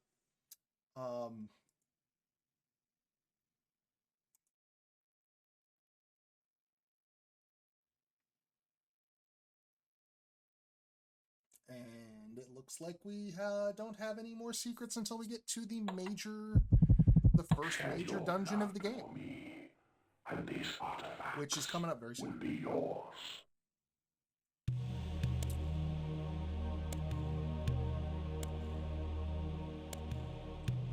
Most of it will not be so dense. A lot of them, as we get more and more items.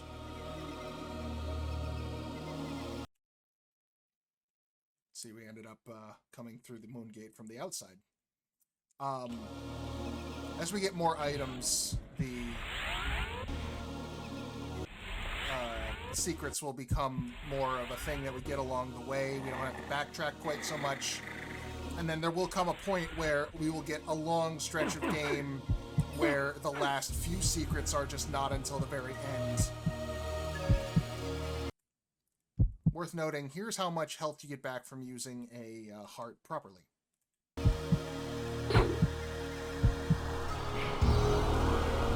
Quite a bit more.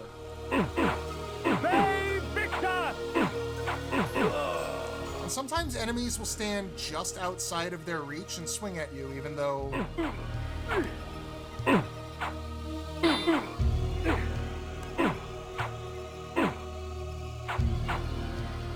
they'll find like a magic spot where I can hit them, and they can't hit me, and I consider that a freebie.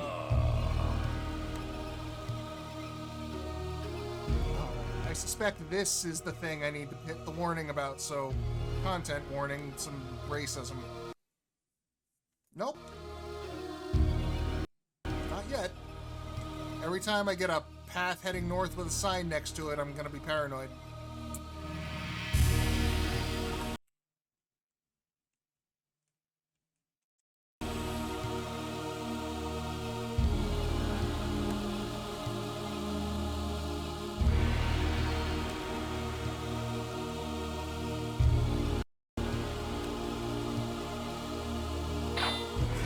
that way just yet. Aha. Here we are. Alright. Warning. The gypsies, purveyors of distrust and superstition. Most of their babble should be taken with a pinch of salt, since the gypsies often tinker with weary travelers' minds. However, a few gypsies have something interesting to say. Damn it, Kane.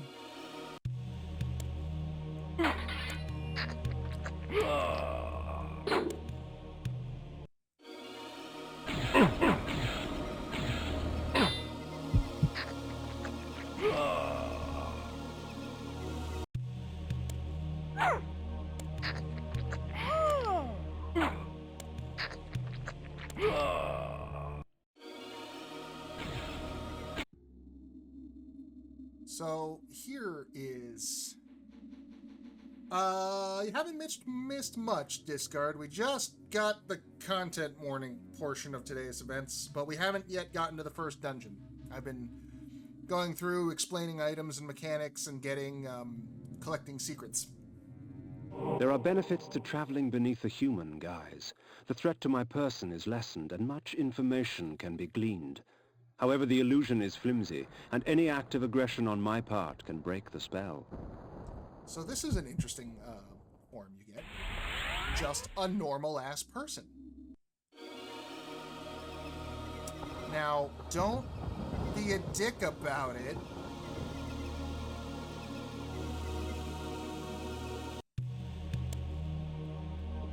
But you can bump into people, they won't attack you.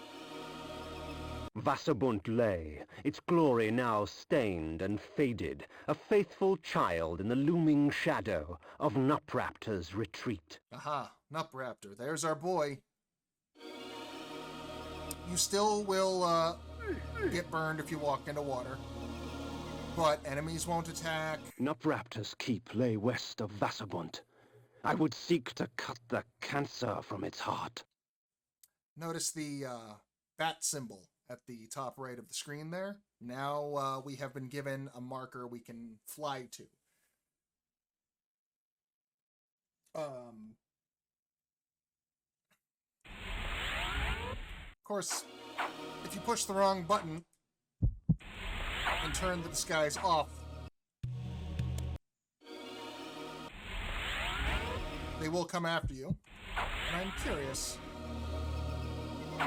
Yep, nope, they'll totally remember. Until you find but you can always just exit, come back, and... very short-term memory. So we'll clean out Wasserbunt a little bit.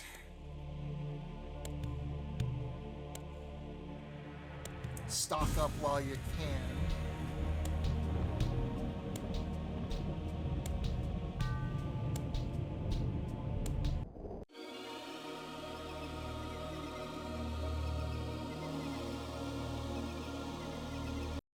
The usual.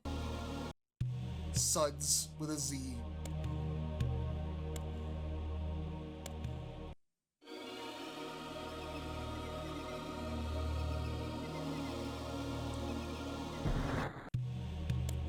You definitely, and not to spoil too much, but especially in the early game, you want to collect as much as you possibly can, particularly Hearts of Darkness. Should this object strike an enemy, rot and decay would instantly eat their flesh, and leave only a pool of blood and tissue.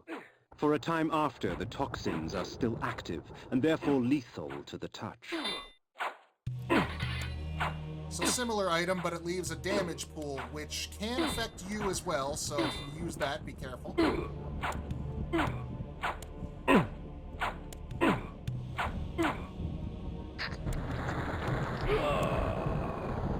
Still can't do anything about this. We will, in time.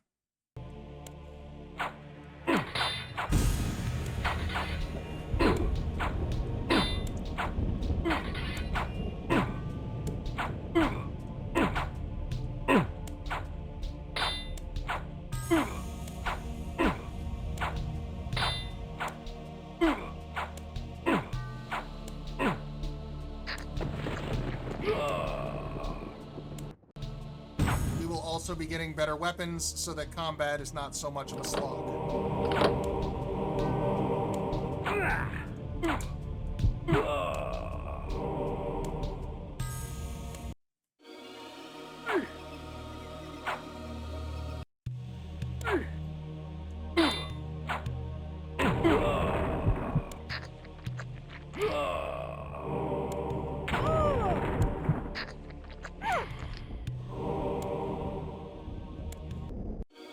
Declan says, the music sounds like you're climbing the ivory spiral staircase up to the final boss. The tone of this game is perpetually that. You are always heading toward epic conclusion. Because every member on your Kill Bill style hit list is literally one of the guardians of the world. So everything you kill or are seeking to kill, yeah, has that weight to it. All right.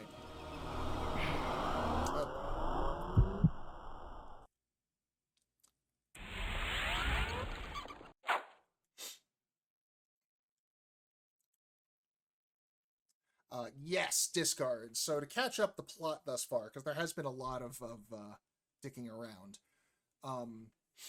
We were a noble, we were robbed and killed, brought back to life and turned into a vampire by a necromancer. And as such, we're able to get vengeance on our assassins.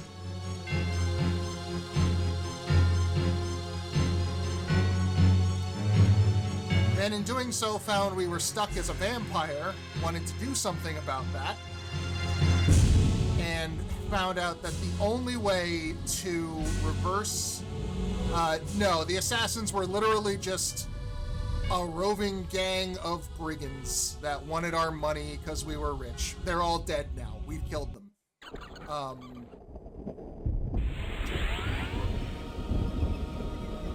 No. The Guardians of the Pillars are, having killed our assassins, we realized, oh shit, we're a vampire now. Maybe should have thought about that before we sold our soul for this petty justice. And in turn, was told that the only way to break the curse is to restore the pillars of the world by killing the corrupt guardians that went mad. The source of the madness was this man, Nupraptor, who his lover was one of the guardians who had been assassinated. The grief drove him mad, and it infected the rest of the circle. And so everything is fucked. Tear it up, root and stem, start over. And that's what we're doing. Our goal is, having killed our assassins, now reset the world so that we can die. Yeah, not real good at long-term planning. He's a noble. He's a rich kid. He wants what he wants, and he wants it right now. And that bites him in the ass quite a bit.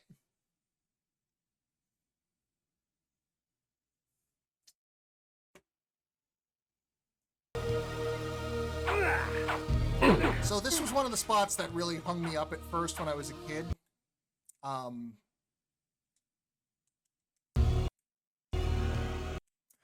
So doing the bat marker brings you here, but that north path out of town is blocked. You can't do anything about it.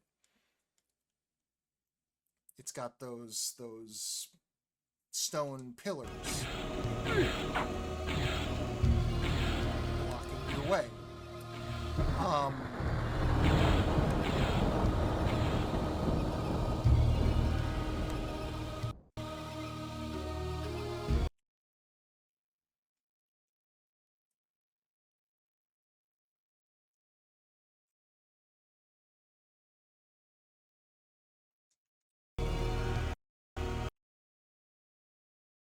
What you've got to do... There it is. How do I get there? Probably through there. Okay. So.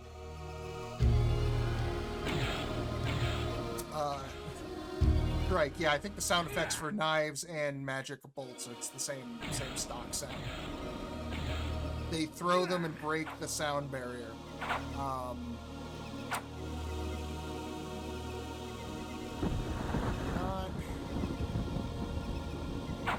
You gotta cut through one of these buildings. Pretty sure. Don't remember necessarily, so let's explore a bit.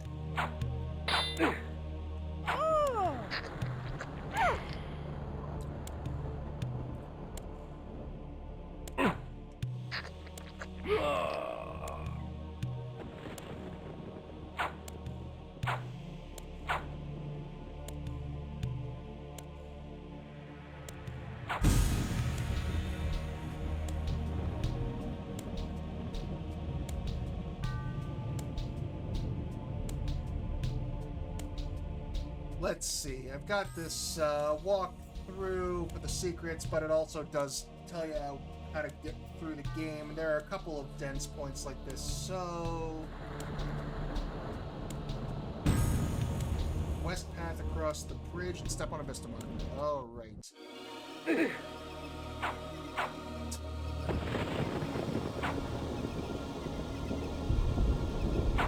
Shrike says, do you think that Cain was just a dick in life and that's why everybody's out to attack him? Yeah, probably. I'd believe it. We saw how he treated people when he was alive. Just, hey, you. Give me a thing. I have money.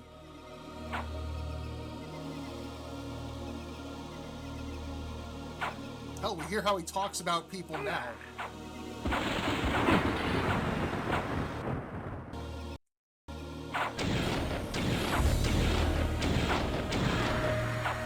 5 energy bolts. Sleepy snacks. The wind carried screams from the west. I couldn't help but smile. Someone else in this world was suffering more than I. Yeah, see, real great dude. Real good dude. And also a literal vampire. Also, you'll notice it's raining, but we got that blood fountain, so rain doesn't bother us anymore. And I'm just gonna run through these guys.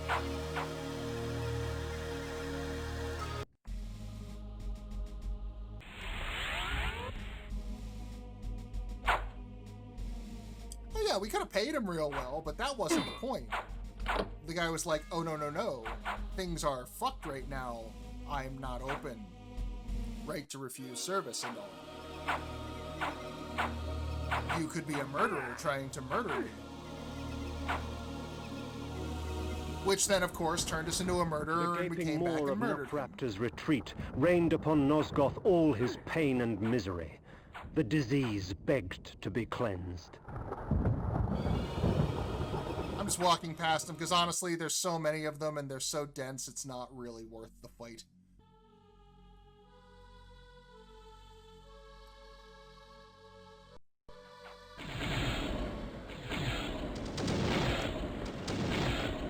That's some shit.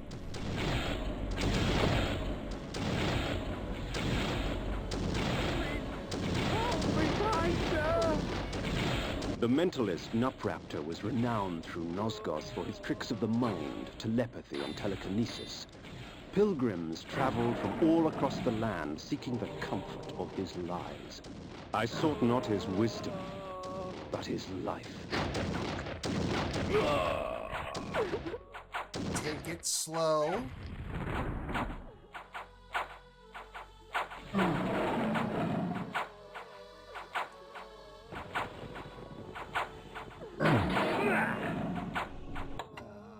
can bump that sound down a little bit, probably. Well, we'll just do it this way then.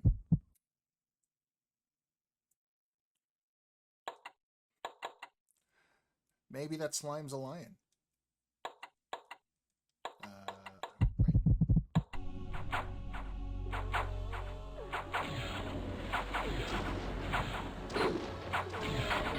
Yeah, the sound does get a little much when there's, 5 different things shooting and Prisoners all over the walls.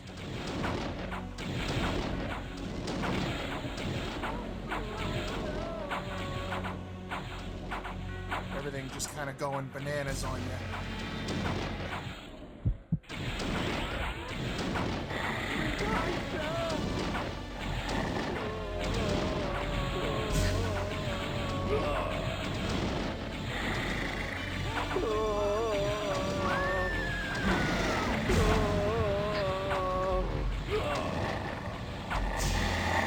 Please, help me, kind sir!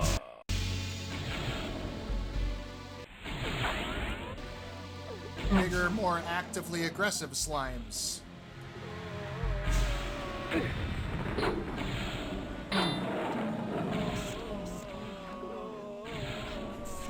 Well, people came here to get peace. Dectalon says that the narration just said people came here to get peace of mind.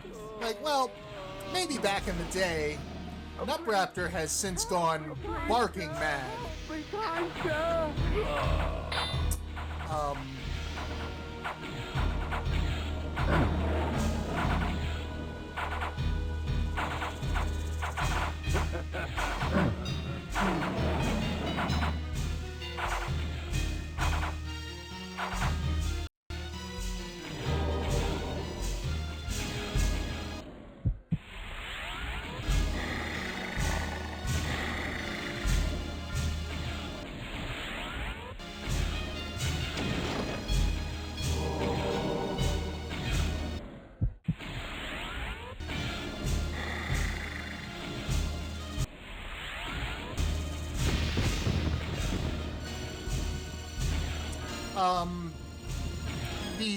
One of the Guardians was his lover, and she was assassinated.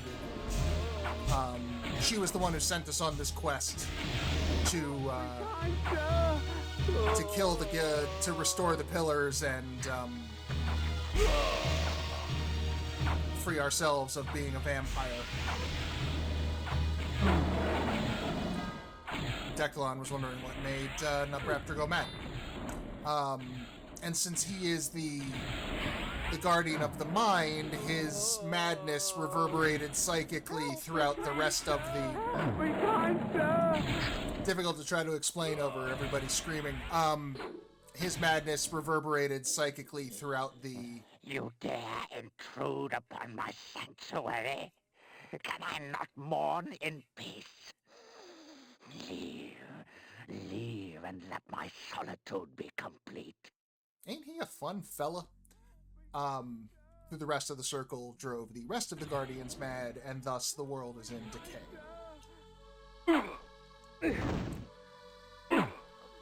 We're gonna start wanting to cast some light spells.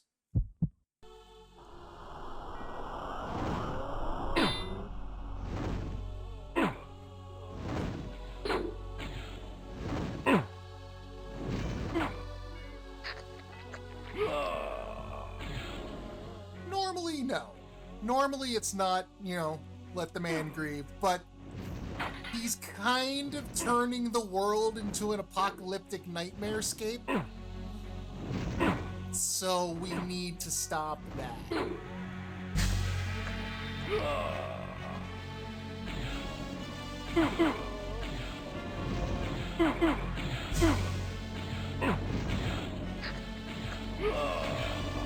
Yeah, we're helping. This is helping. This stuff we're doing now.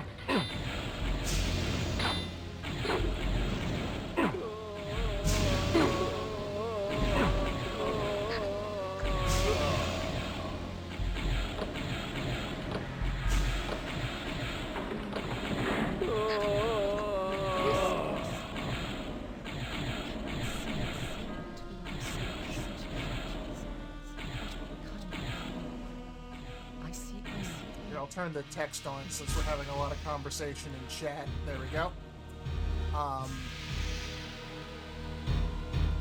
Yeah, we've been conscripted to save the world using our natural talents of xenophobia and dickishness, like all nobles.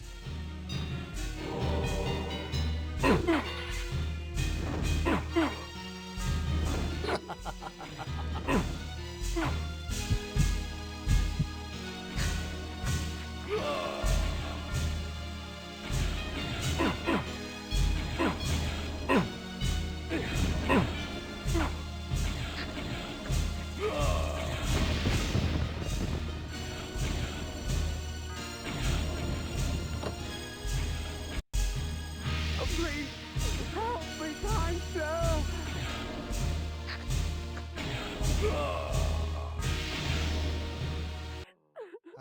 Let's see. Shoot that. I came upon one of Nupraptor's serving girls, catatonic with fear, choking out half words through bloodied, broken teeth. Although tempted by hunger, I stayed my hand, allowing her to tell her story. She spoke of her lord Nupraptor, driven to insanity by the brutal slaying of his beloved Ariel. She spoke of his self-mutilation, sewing his eyes and lips shut to deny the outside world. Fueled by despair and hopelessness, he turned his magic on the circle, infecting their minds with his madness. Nupraptor cared for nothing now, save his pathetic self-pity. Scars such as hers would never heal. Death would only be a mercy. And I'm a little thirsty, so... Helping! That's helping. I helped.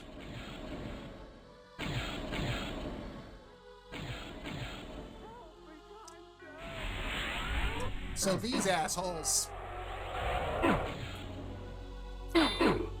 They take priority anytime you see them, and you can already see why.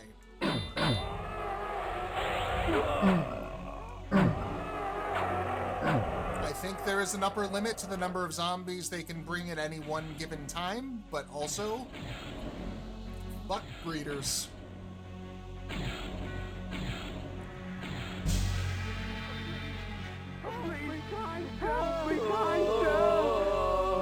The cretin squandered life and left it seeping on the floor. Such waste was a travesty. Perhaps Nupraptor needed to be taught a lesson as to the value of blood. See, say what you will about Cain, at least he doesn't waste food, and to my mind, that is one of the worst things you can do. The cretin squandered life and I left heard it seeping on the floor. Such waste was a travesty. Perhaps Nupraptor needed to be taught a lesson as to the value of blood.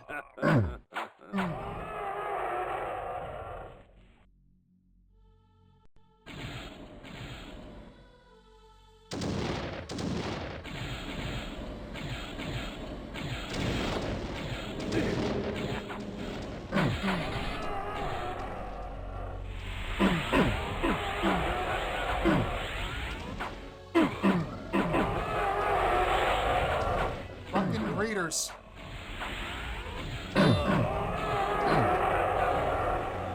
At least they're not reanimators. That's the worst.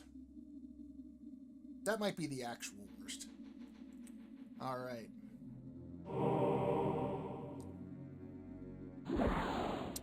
We've got us a little Hall of Trials situation.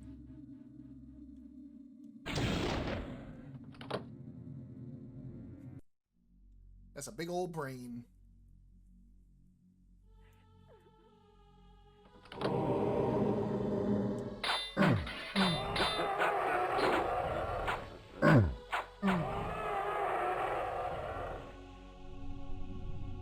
Ah, here's a fun item. When conjured, the energy bank permits me access to mass amounts of magical energy for a brief period of time. However, when the moment passes, I will be drained of all magic, unable to cast even the simplest of spells. Infinite mana for a short while.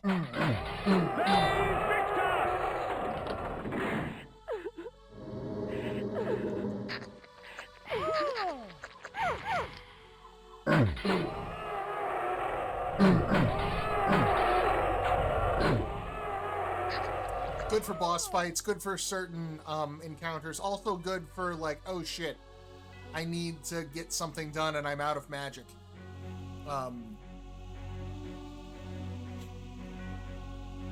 Spells are very utilitarian in this game. We'll be getting more better weapons and armor for our offensive capabilities.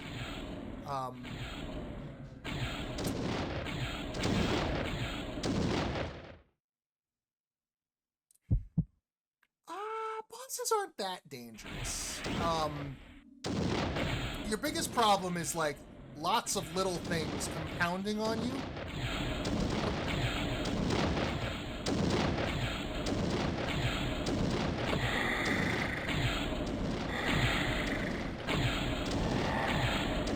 getting hit by one of those bolts and knocked into the spikes, for instance.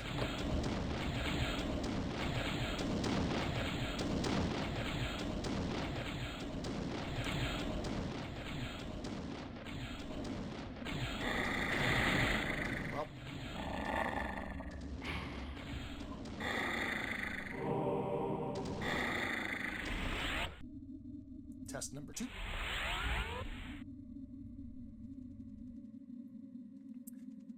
Yeah, bosses are... the bosses are... Well, we'll see. We're about to fight one.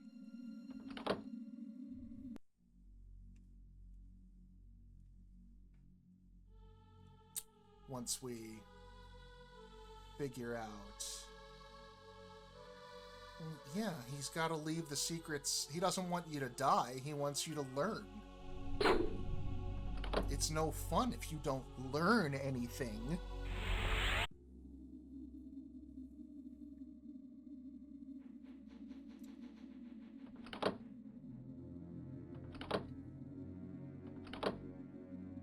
Like this, the secret is just stay in the middle and follow the light. Now you know that. Oh yeah, the visual design is really great.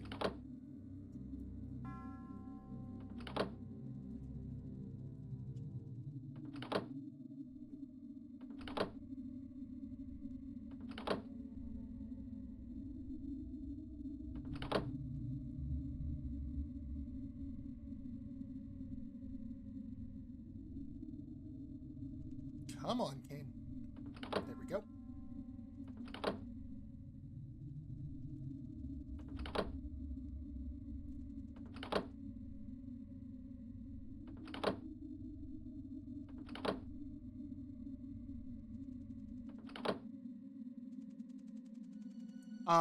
No, it will just teleport you back to the beginning if you step out of the light. Or if you go too far, rather.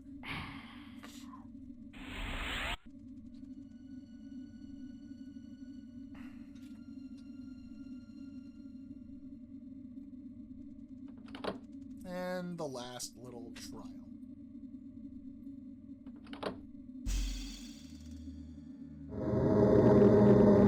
Ah, hell.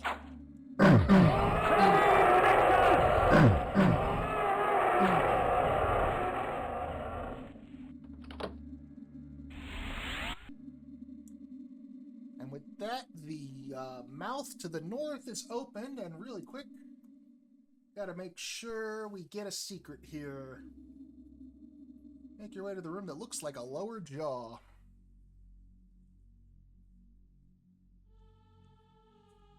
Aha!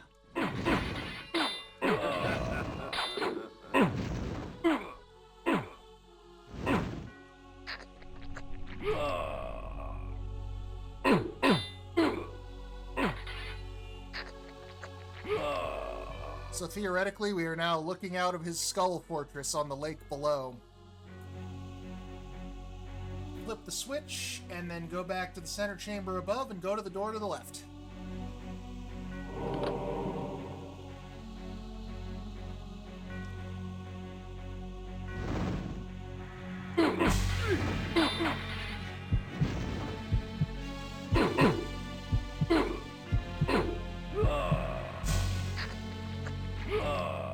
We're in the skull fortress. We're inside the skull fortress. Or do you want, like, your own skull fortress? Secret number 13. Well, I guess you're just gonna have to start construction. Maybe being the world's leading expert in telepathy and telekinesis can help you. Something Psychomantis. Let's see. I believe that's the only secret in this dungeon.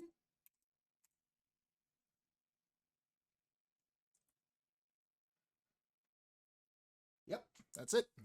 We're going to have to go back to Stench and Crow eventually to get the next ones, but first... into the brain. Wait. First into the left eye. From the depths of the retreat's eye sockets, I viewed Nosgoth in a different fashion. The glass seemed to warp the image and taint the color, as if Nosgoth needed assistance in making its corruption apparent.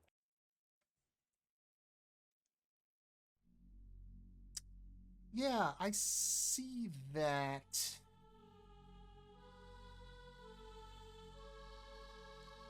I'll fix that after, because I'm not necessarily sure how to do that, and I don't want to fuck with it while I'm...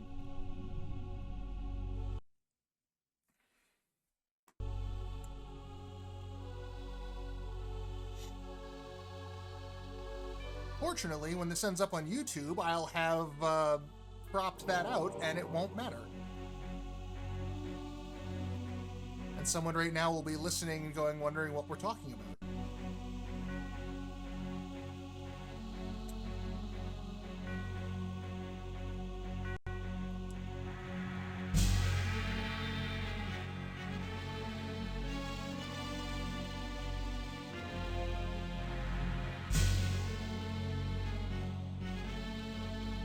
This music kind of reminds me of the Deus Ex theme. Maybe not that part.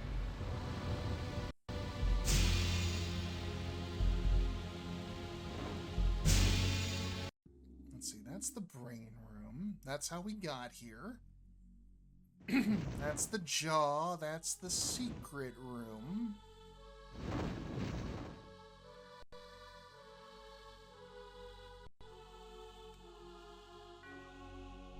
Oh, hey. Health up.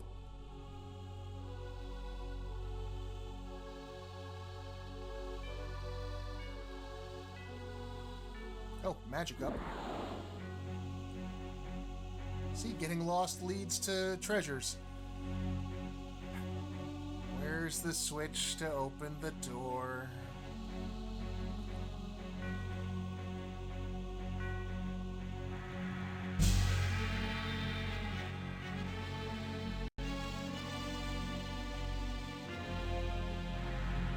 Ah, okay. Maybe we had to get those.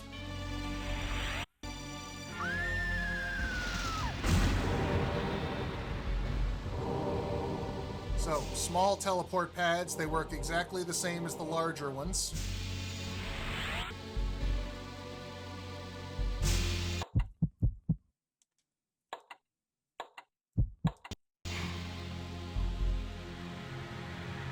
So, Malik, have you come to fail the circle once more? Leave, Paladin. I do not need your protection. Come, Cain. Come, share my pain.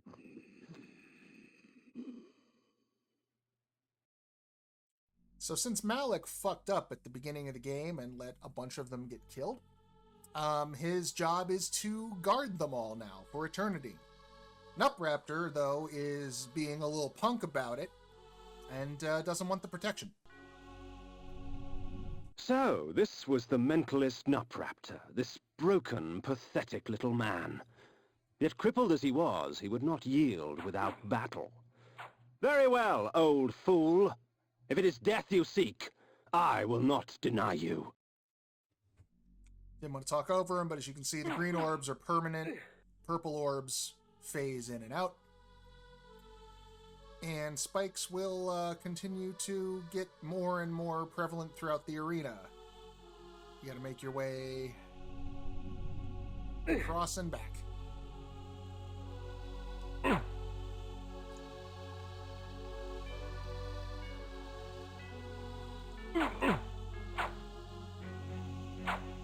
For a while, he stops with that.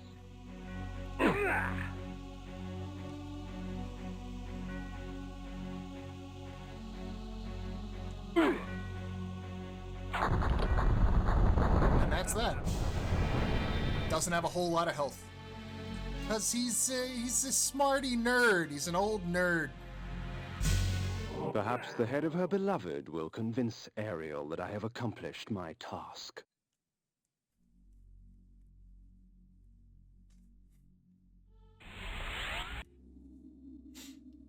Aha. The mace is amongst my most useful of weapons, for it merely stuns my victims, allowing me ample time to feed. So, this item, you may have noticed Iron during armor. combat, I've had to swing and then stop and swing and stop when I'm trying to not kill somebody. Spiked mace. Now, I don't have to The worry mace about that. is among the mace. As soon as I remember which button is equipped. There it is. Spiked mace. Because getting smacked in the face with that is completely non-lethal. Also, it's how you break these. And that's just a great fucking sound effect. And sometimes you'll find these iron chests. Knock them open.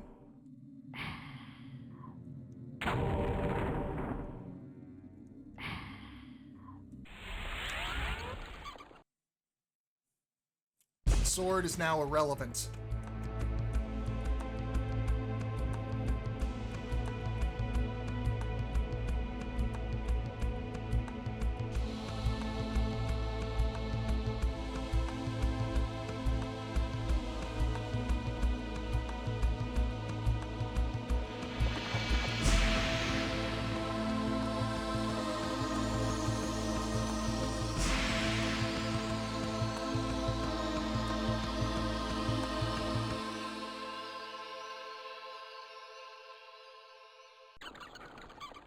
So every Guardian has an artifact that ties them to I their... placed Nupraptor's head before the Pillar of the Mind, and watched on as it dissolved into the stone. The pillar accepted its offering. Thus, it was restored. See, it's all Nupraptor shiny. was but the genesis. Forever tainted by his madness, the circle was beyond redemption. For them, absolution lay only in death. In me, they would find their deliverance. But first I had to defeat their shepherd. Malek, defender of the Nine, lay in a keep to the far north, past Vassabunt. It was time for me to test the wrath of the Pillar of Conflict. Death in the circle breathes life to the pillars.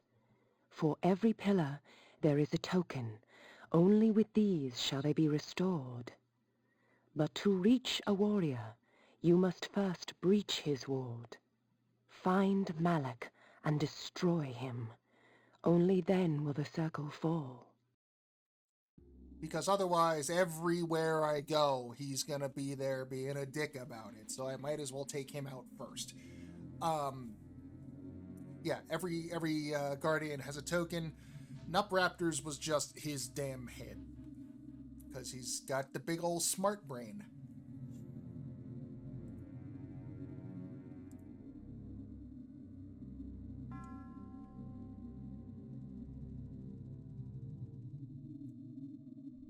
All right then, so we've got...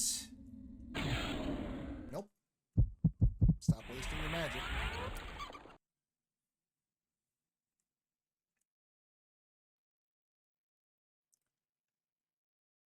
So there's Malik's Bastion in the blue, right? First we want to head back to Stenchen Crow.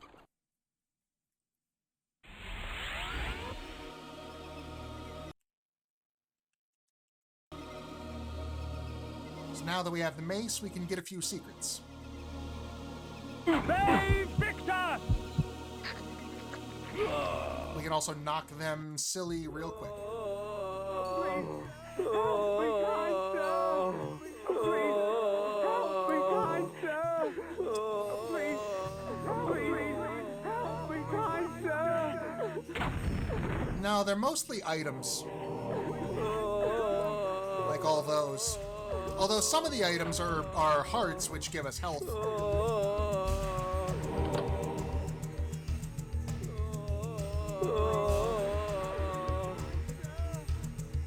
Please, help me, kind sir!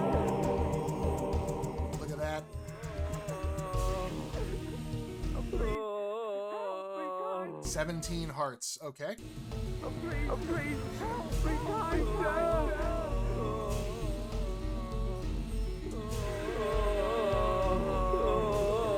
we're coming up onto the part Please, please, help, where you want to stock up for. please, help me, kind sir, help me, kind sir.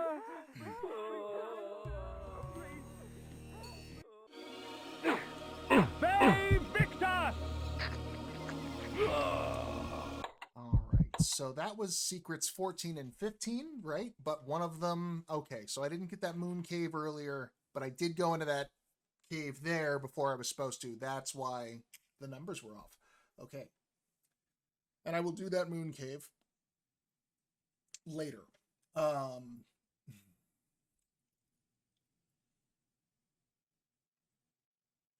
we want to go back to Wasserbund, which is perfect because that's where we're heading. We got to go through there to get to Malik anyway.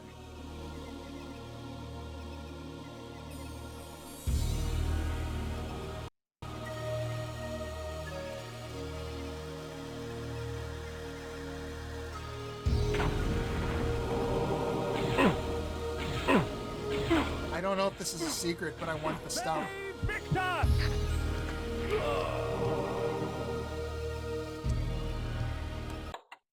Bring that.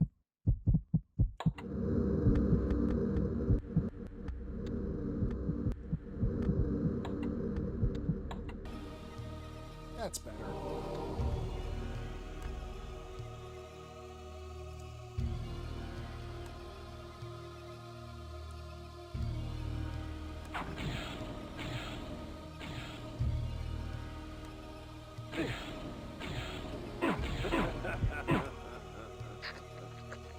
Now, you can kill people with the mace if you swing it like a bunch, but you've really got to go out of your way, and it's just easier to drink their blood, frankly.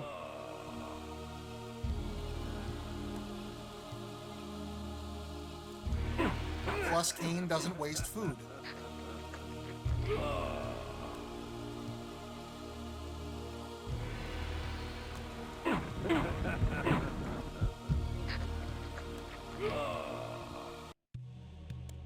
Like, yeah. Well, civilians, it's not. Civilians, it ain't no thing. Switch in the upper left corner over here. There it is.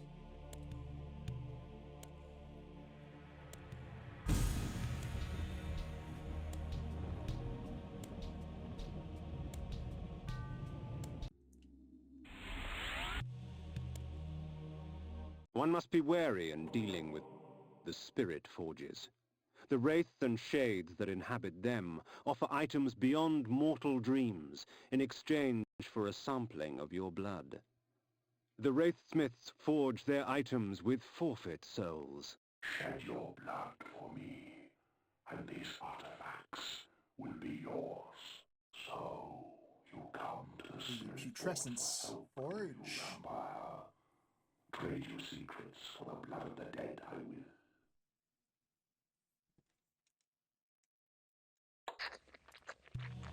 So that should have been secret 16 and 17, -1 for the moon cave.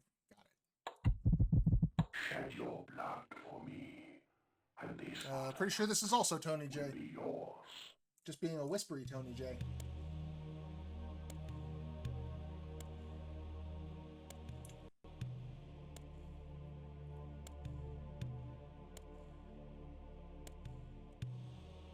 Now,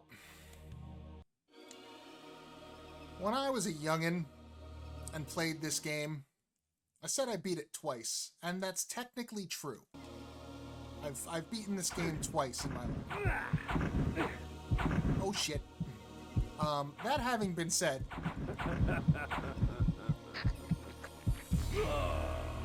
I played this portion of the game maybe a dozen times on top of that.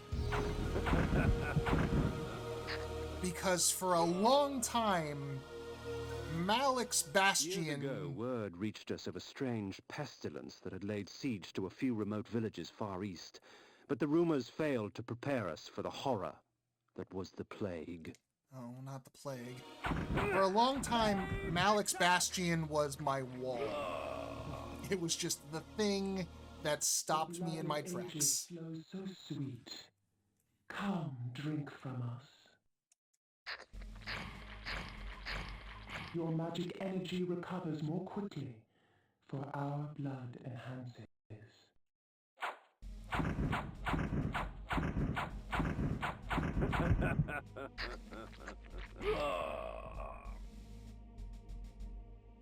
Save Victus!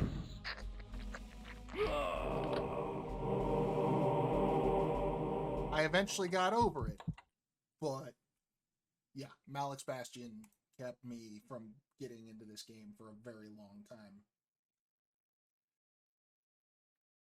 And that's where we're heading now. All right, let's see. The next secret isn't until... Okay, for a while. Let's go deal with the plague.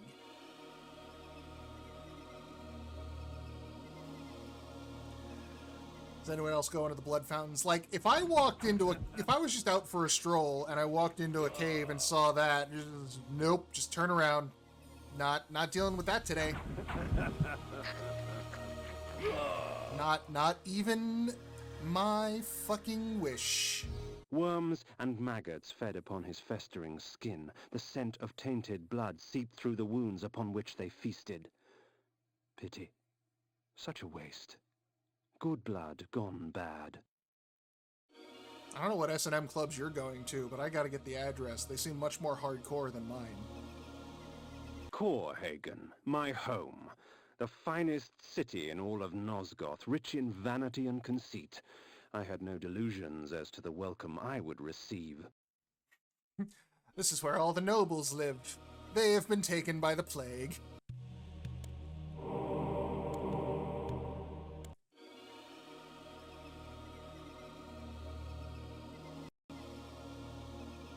Grandpa Simpson. That is one of my favorite gags in all of The Simpsons. Just that perfect circle Grandpa does, and back out the door. Death and disease stalked these streets. Bodies lay most in the very spots in which fate had taken them. A perfect homecoming. Huge fucking town.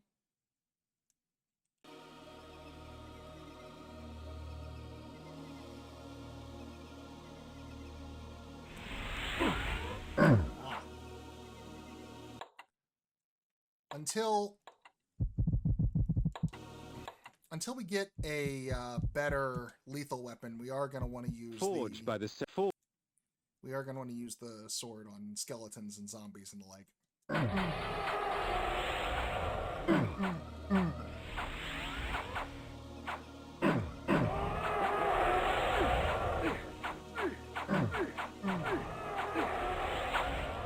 Because the mace basically has, like, infinitely higher stun, but almost no damage. And since they can't be stunned, we'd be there a while. Ooh, sleep snacks. But what if I get the plague? You can't get the plague from blood. It's a fact. Everyone knows this. Vampires are immune to the plague.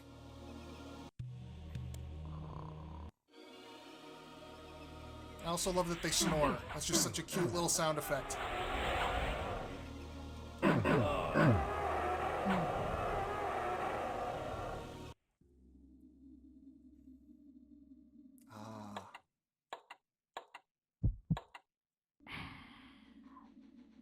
Good on one of those.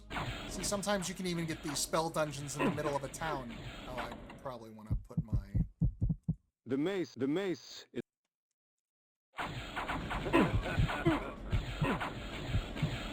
You can even smack them out of their stun.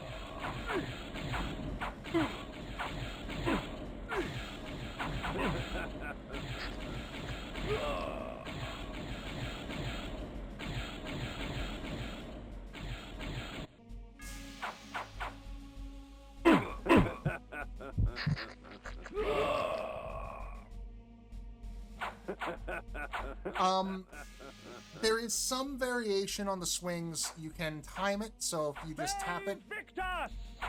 1, 2. Save Victus! If you do, you basically, if you tap it at the end of the arc, you can get a second hit in. Save Victus! With the sword, you can get that 3-hit combo doing it the same way, and that's when he screams Ve Victus for that. There is another weapon coming up that demonstrates this much better. Well,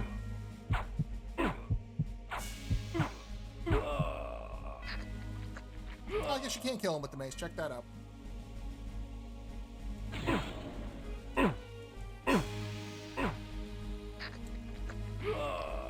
As far as damage goes, I think there's like a random element to it.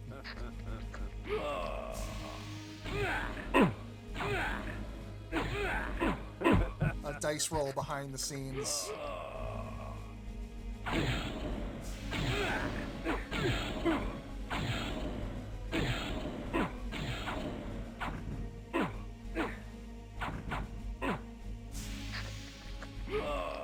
These pricks are smart. They're not gonna move. That's fine. I can get rid of one of them.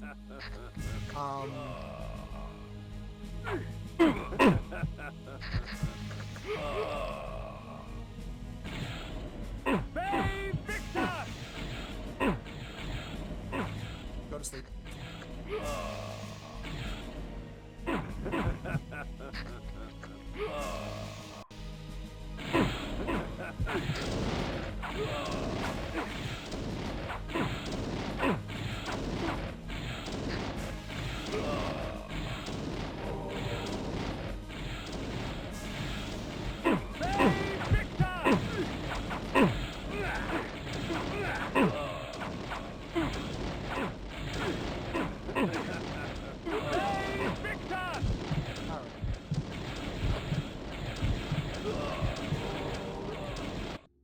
That's enough of that then. But we didn't actually get the spell. I'm wondering.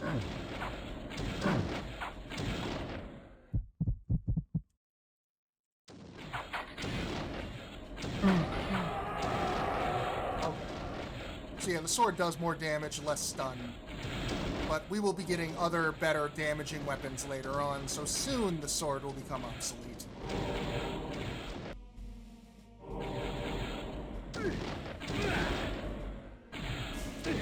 You know what? I am gonna actually go through this and...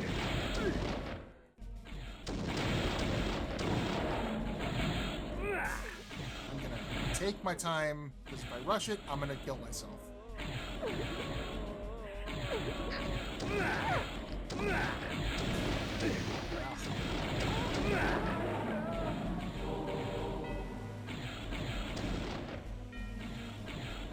You know what? I wonder if, say, that has a better range.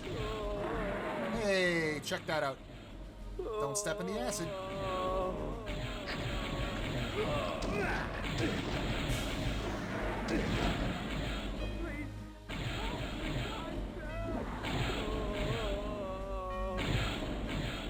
Please, help me, kind sir! Help me, kind sir!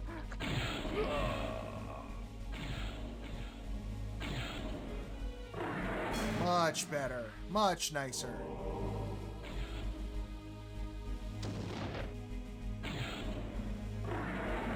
Invoking this spell cloaks me under a protective aegis. Whatever spell is cast at me will be reflected back at the caster, leaving me unharmed. It will only last for a short time, however, before leaving me vulnerable once more. Well, let's try that out, because that sounds very useful. Bink.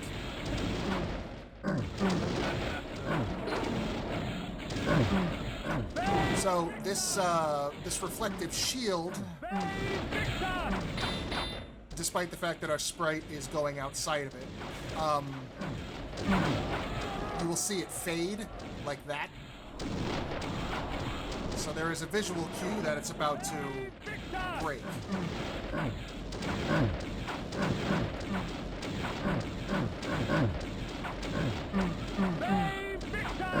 Man, the skeleton's got a lot.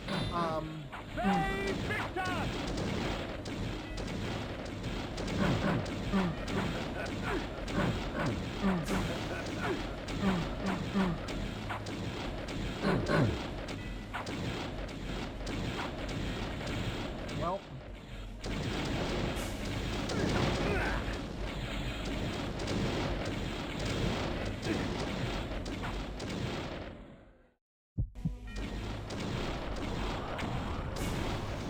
There we go. That one decided to cast Implode.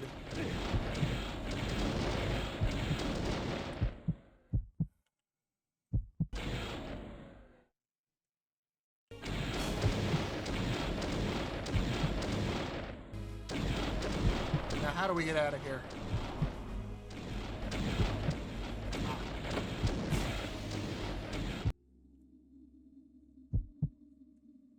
I'm starting to get hungry.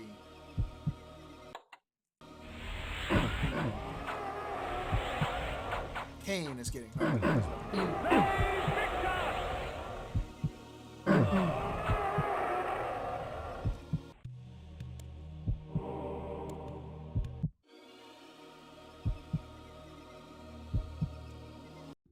That reflect spell becomes one of my staples. It is very useful Spiked mace. later on. And now. Just in general.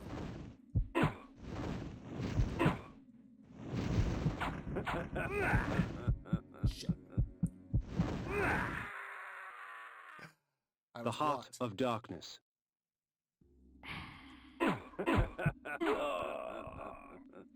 Bay Victus!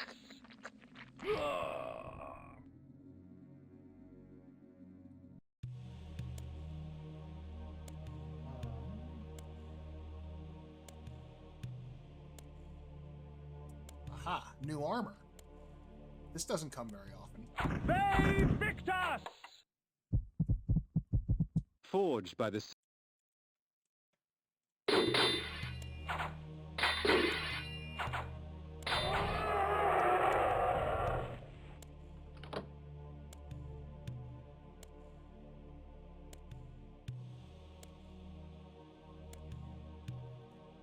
Yeah, let's do us a save.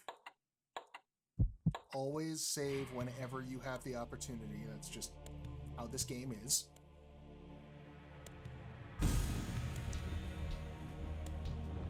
Ooh. We've got us an invisible shadow monster. Now it's dead, because it's a brick.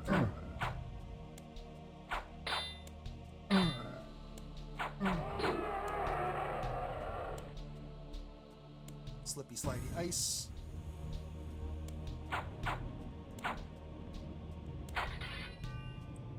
Yes, so when we get into dungeons, they will have an image at the front here that is the item we are going to be getting from that shrines. Actually, dungeons are the big boss areas, which also have the same image, except it's the item we're going to be getting from the boss.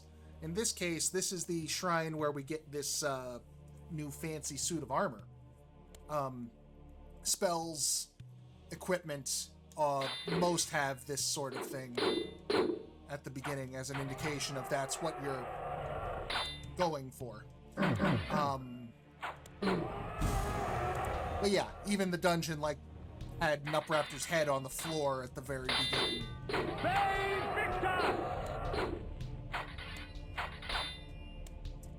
Although this is also Kane's hometown we're in, so maybe they turned his house into this shrine and then threw one of his giant, vanity portraits on the floor and said, "There, fuck you."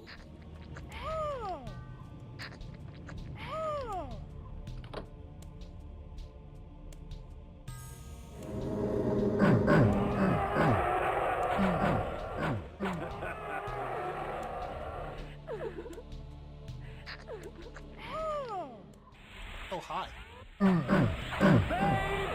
Summoner asshole.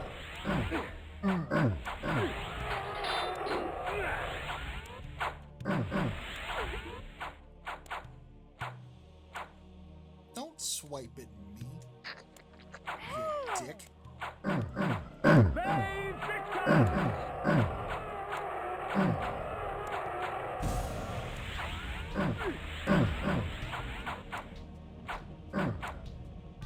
So the good news is, as they're teleporting away, even while they're fading out, they still have a hurt box.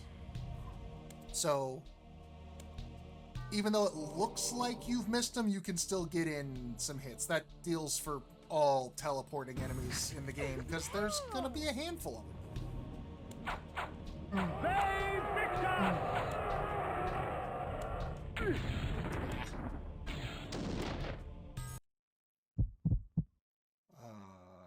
You'll do.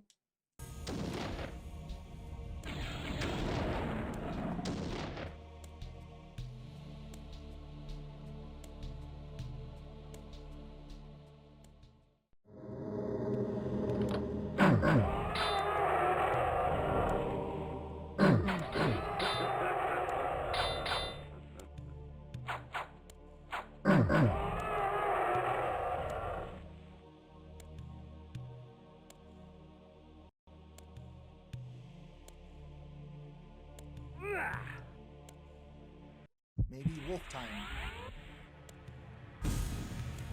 Wolves are faster.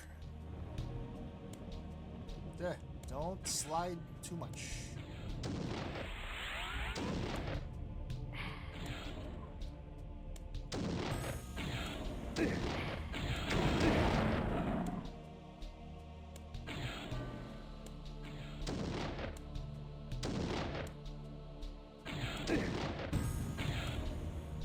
Just get the fuck away from that guy. That knockback will fucking send you ping-ponging to your death.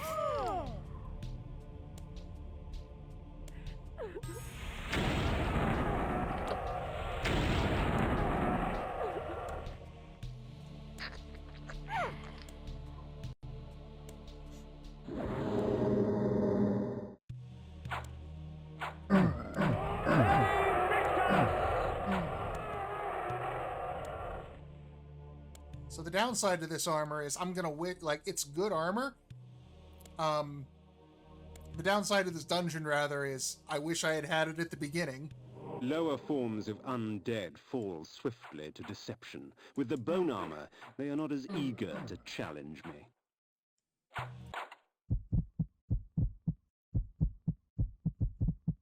Bone armor.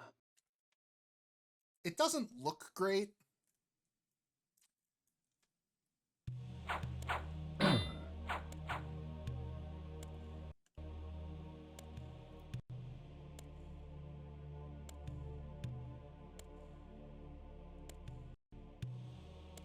But see how the shades no longer attack me.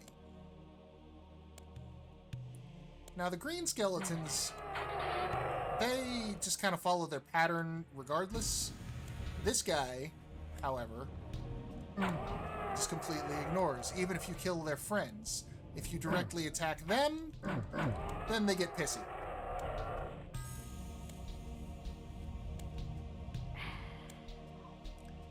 But it does mean you can isolate if you do need to kill undead, and you can isolate specific ones, thin the group out. Makes things a bit easier. And again, just like the disguise spell, you can fucking bump into them. The skeletons that explode obviously don't, but you know, things that normally have to attack you in order to deal damage, like the zombies or the shades. Please, help me, kind sir! Help me, kind sir!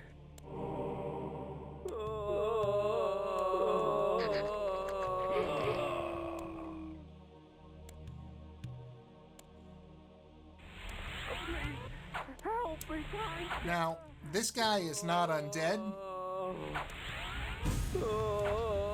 So, he does not fall into that category. And the shades he sends at you, well, he's sending them to you, so obviously they're going to attack you. Please, help me, kind sir. Which turns this fight into a try not to aggro the skeletons and make things harder for yourself.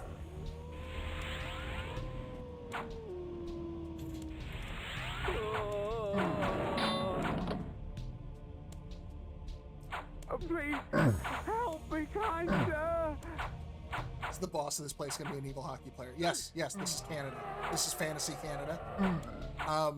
No, the shrines don't really have bosses. They have, like, and instances like this. Like, I have to get through here. But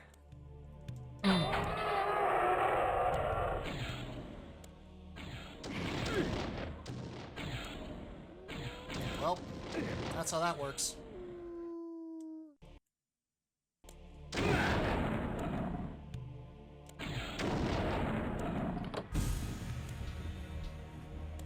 And like Zelda, sometimes you gotta kill all the enemies in the room for it to, the door to open. I also like that the Implode is an area spell. Yeah, the shrines are primarily there to give you new items and spells, and in this case, to get you through the level, because as you can see, we've been traveling this huge network of houses that are all Uzumaki'd together like this. Let's see. Now for gotcha, you little bastard. Had a fly. Or a gnat, probably. Oh, hey, fuck. There's the full moon. Can't do anything about it right now.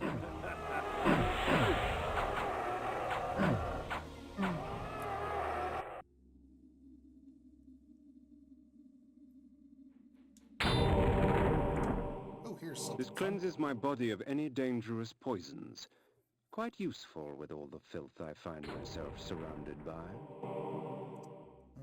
I suspect... Yeah, I think this is the path forward. So, before I go there...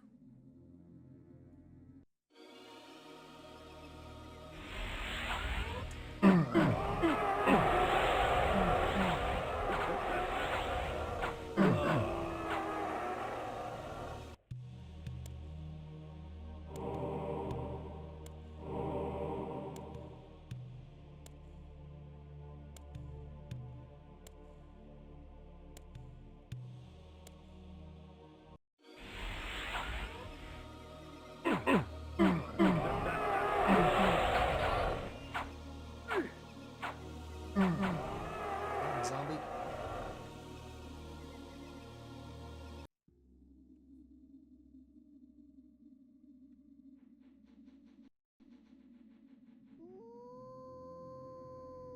A ghost. I didn't ghost.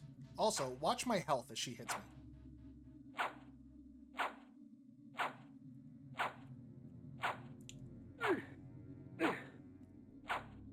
Ghosts don't drain your health, they drain your magic.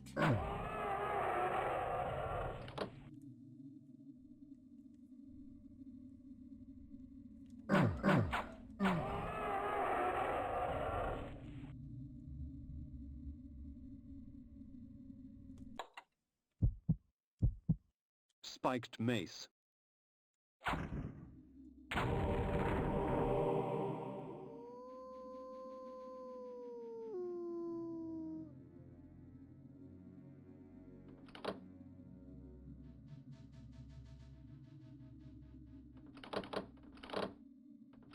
Stay on one side. Okay, so that opens this one, and then we can pull this lever. Now that chain opens up top here.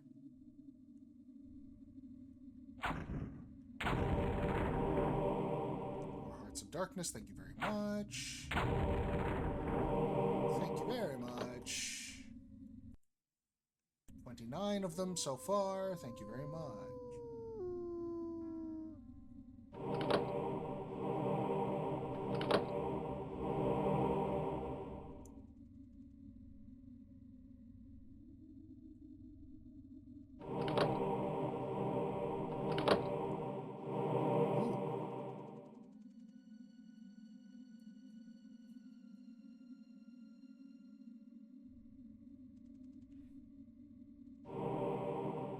now that we've opened up all these doors, apparently we can go back in here, flip this switch one last time.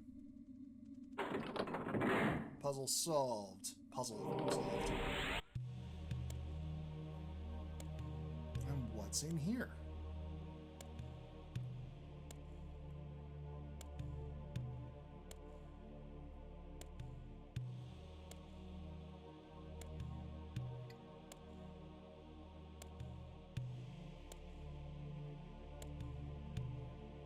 Well, first and foremost, there's this. The teleporter itself was secret number 19.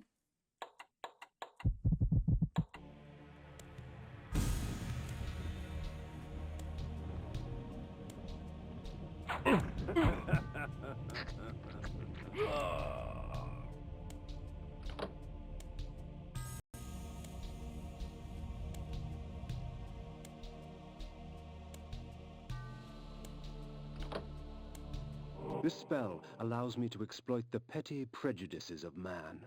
Minor grievance would escalate to murderous rage, and oh, the sweet terror when the spell wore off and they saw their hands covered with their neighbor's blood. This spell is called Inspire Hate.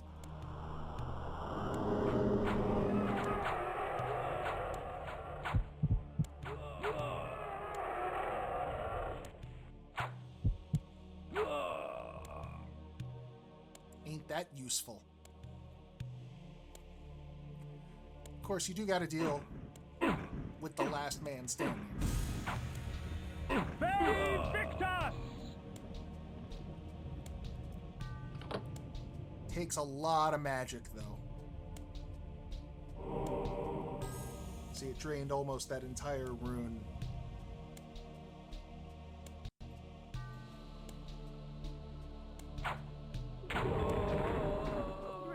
But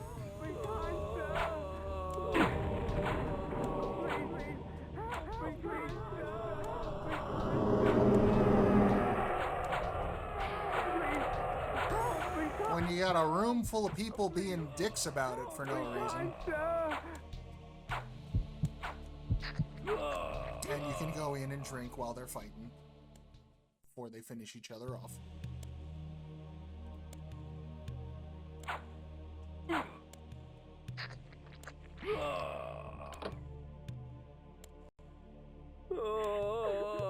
Please, help me, kind sir!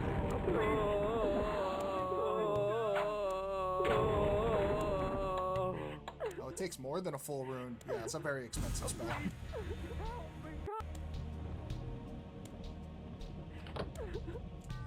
Well,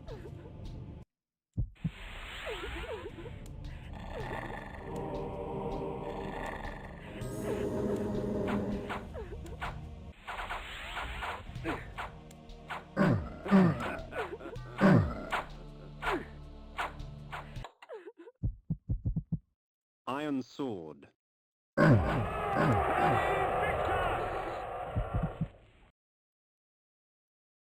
imagine the load times if every time I had to switch out, I had to deal with that shit.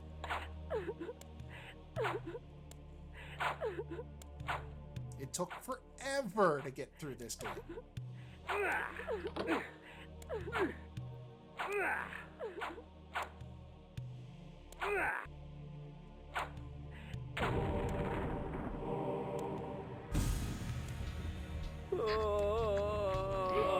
Please, help me, kind sir! Help me, kind sir! Help me, kind sir!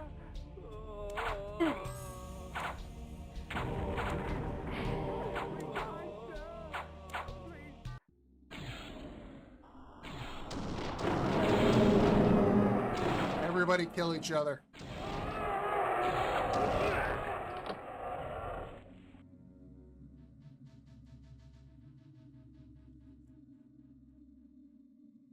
Oh, but there's a health up over there, and I want it.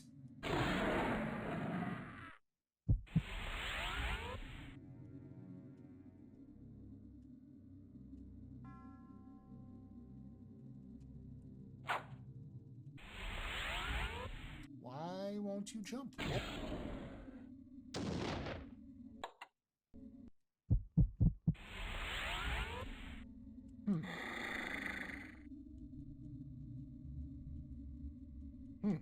the wolf does not jump over that chasm for some reason. Jumps over that one. Weird. Huh. I guess it had to be right there.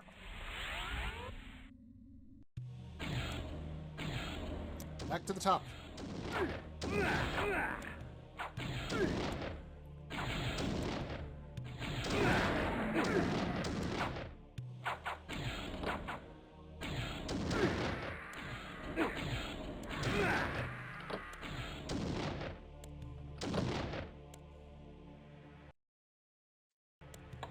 I don't have enough magic to cast the spell.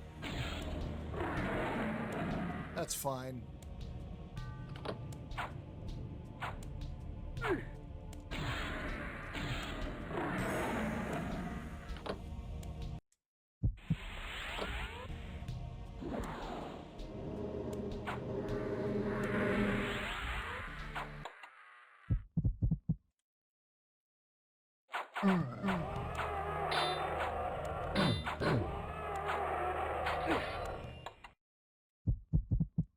Spiked mace.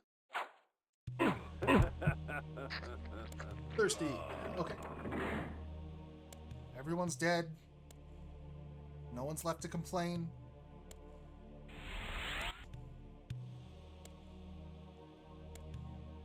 Definitely save.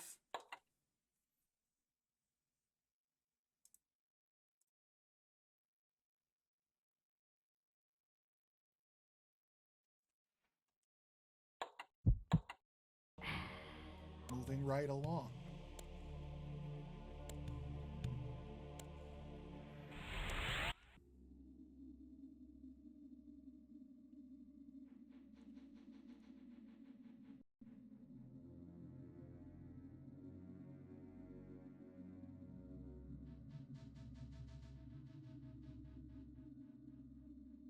Oh, that's right. We gotta go back over here, because this was the way out. All right. All right. And yeah, again, treasure chests, if you've already looted them, they're still empty. They haven't been restocked. Look, we have a guy who comes around to do that on Tuesdays, but he's been sick and he hasn't, he caught the plague.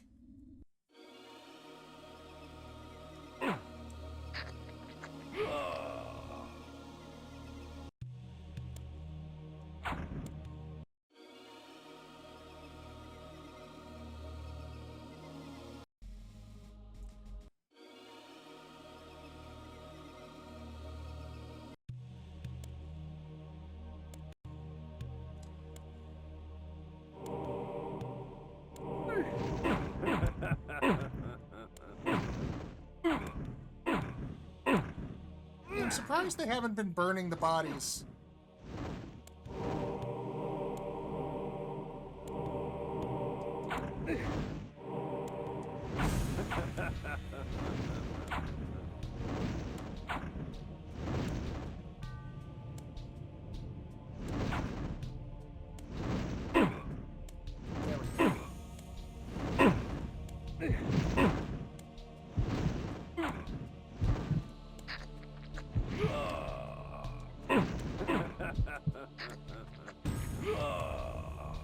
Maybe they're piling them all up in here, and then once they've filled it to capacity, they can just set the house on fire.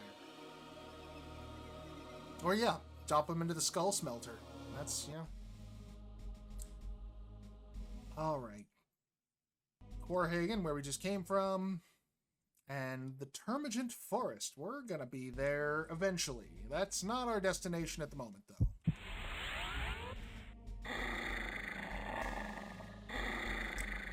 Malik's Bastion, perched defiantly on the mountaintop, black as night against the blanket of snow.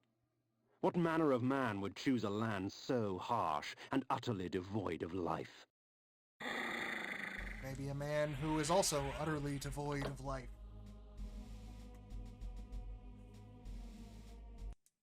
Right, so we've activated a bat beacon here. And this time we can fly directly there, and it will mean something.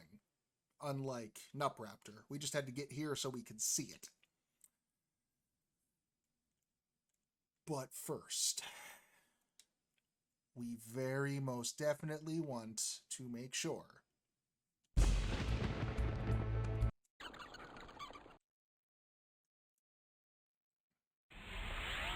that our tum-tums are full.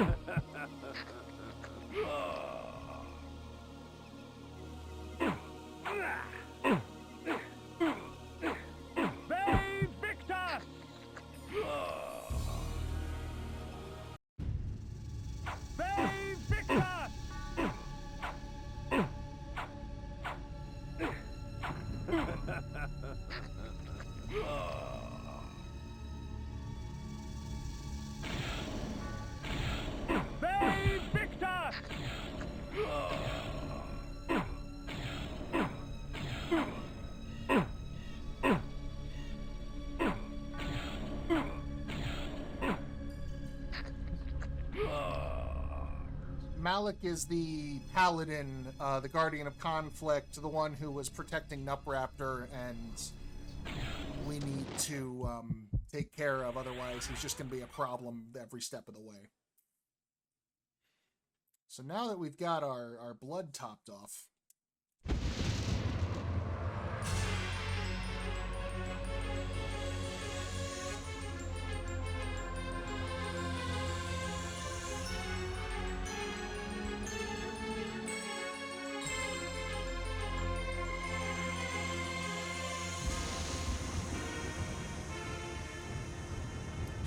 ain't this a cheery place to be?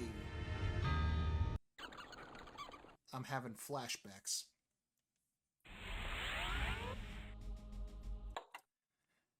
This, to my memory, is the worst part of the game. I, as I said, died and gave up off of this spot many, many times when I was young playing this game. So hopefully this won't be too bad.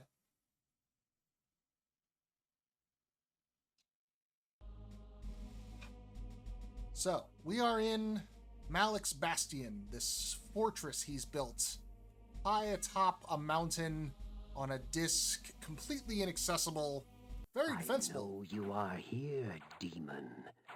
The stench of death clings to you. The interior was as cold and sterile as the snow outside, with empty suits of armor and sharp, cruel steel lining the walls.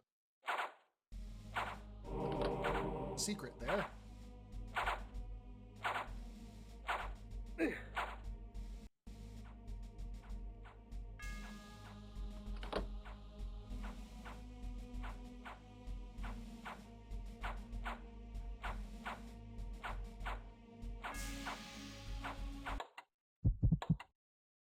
Yes, secret 20.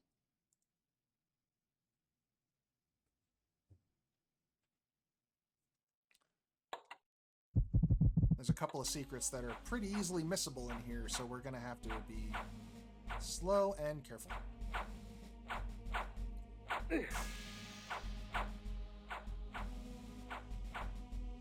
What do you want from me, game? There. Fuck. Ow.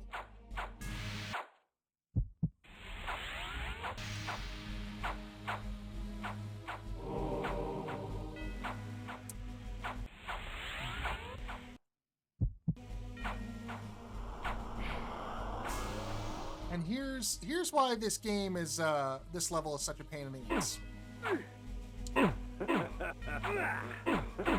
This fella, he's not real. Iron Sword. They're animated suits of armor, like their master.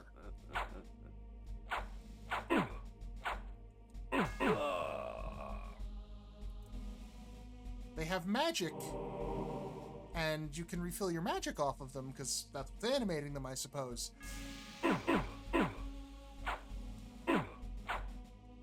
But we are in a cold, desolate northern wasteland populated entirely by essentially magical automatons.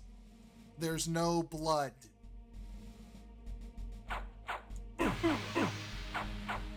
have whatever hearts you have and whatever you find.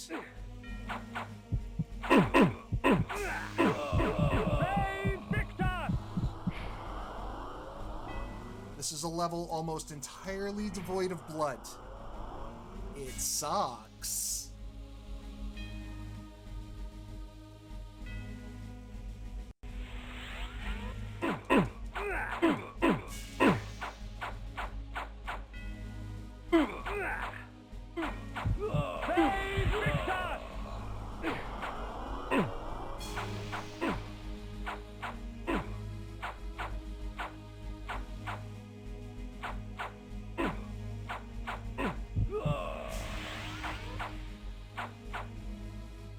And a lot of the dangers are ever present, like traps or infinitely spawning drones. Let's see. Middle two switches to open a door to the upper left. This is a secret in here.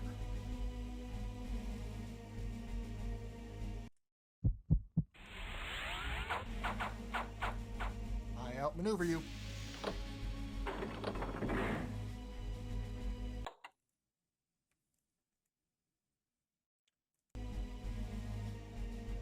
The globe powered the machinery. With its destruction, the deafening shrieks of the machines ceased to echo throughout the Bastion. It was now time to silence the machine's maker. You try my patience, fledgling. Care to try my blade instead? I don't think I've ever done that. See, secrets are useful. 21. Yep, okay.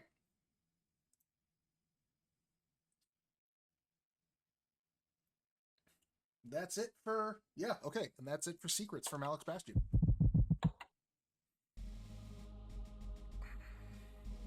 Well, that's going to make things much easier.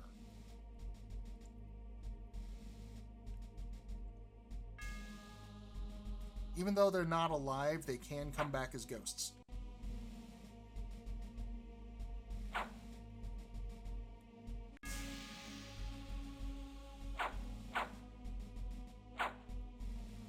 And they appear to be much slower as ghosts.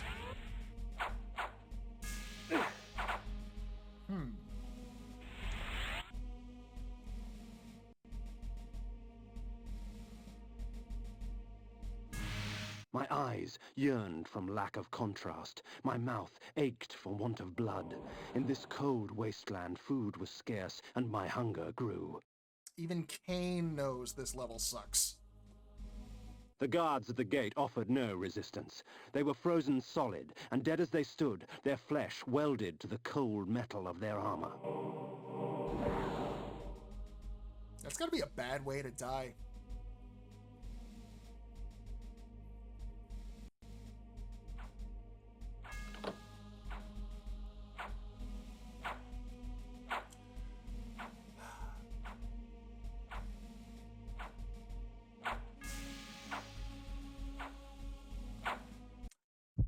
Probably going to want to be the wolf for a few of these, just for zippity-doo-dah sake. Zippity... It's fast. Wolves are faster.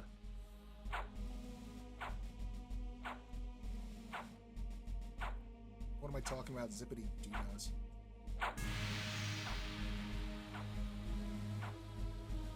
There we go.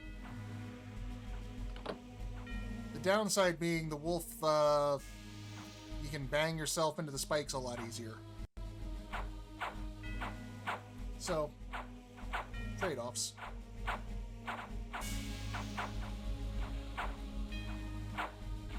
Ah, fuck.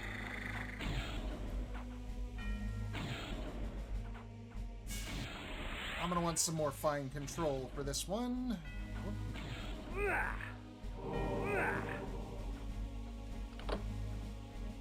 Okay, switch those spikes over so now I can get to the right now, but there's a timer.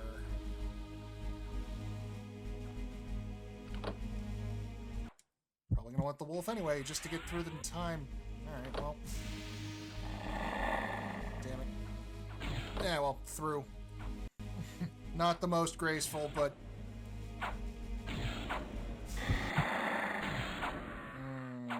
The heart of darkness. Got caught in there.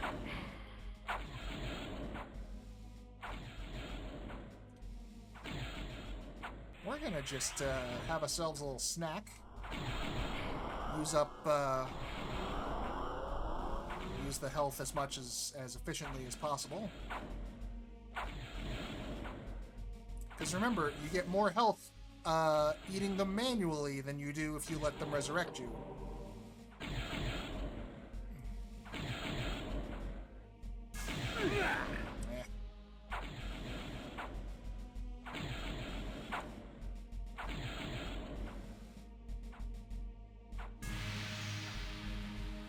I love that he carries around hearts as like a little snack pack. And the Heart of Darkness, note that it is meant to be an artifact. He even mentions in the item description that items are over here. The heart reputed to have been ripped from the chest of the greatest vampire to have ever existed, Janos Audron. The Heart of Darkness restores vampiric unlife. The Heart of Darkness. Let that go. It is an artifact. It is unique. It is the heart that was ripped from Janos Audron's chest. We will deal with that later. For now, just gotta kind of accept that, but in this game, it's your healing item, and there's a bunch of them, and it's fine. Shut up. Don't think about it. You're using it multiple times. I don't know. Stop asking questions, nerd. That's the answer. Okay, that switch opened up those spikes, and now we can get down here.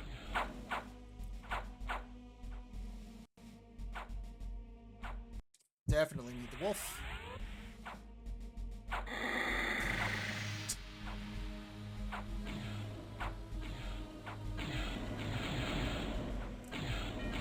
Goody.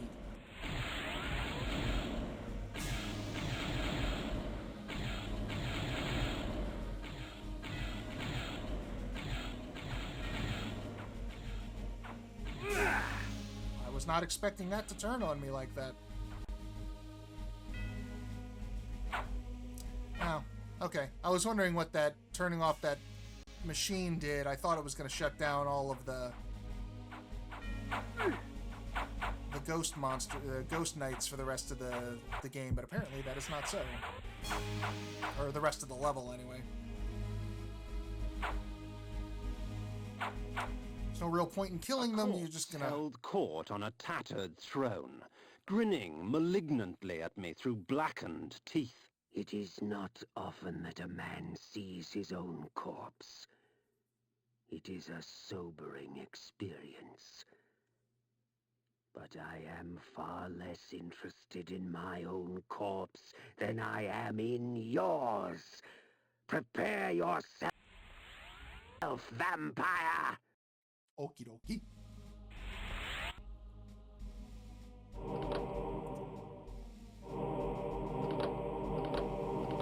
It's a lot easier when you've stocked up a lot of items and also are not 12. I prepare so much. Some would say I over-prepare. That's it. That's the level that destroyed me as a child.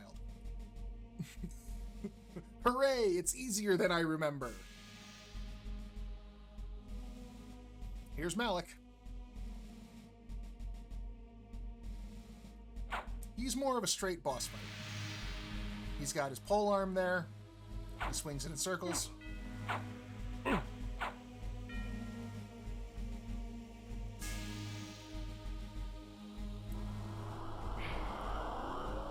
He tracks you around the room pretty simply.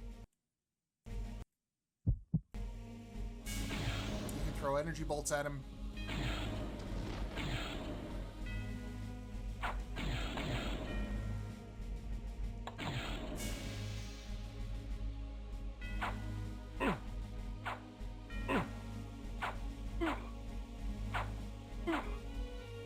For all intents and purposes, he's just a town guard with a lot more health.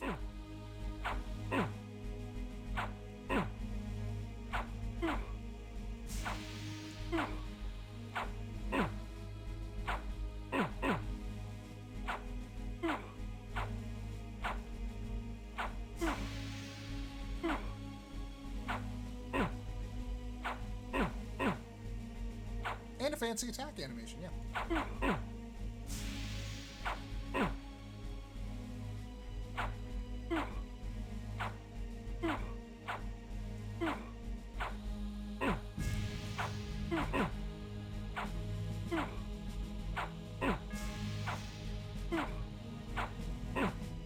A lot of the bosses are like this. There's a couple of standouts, but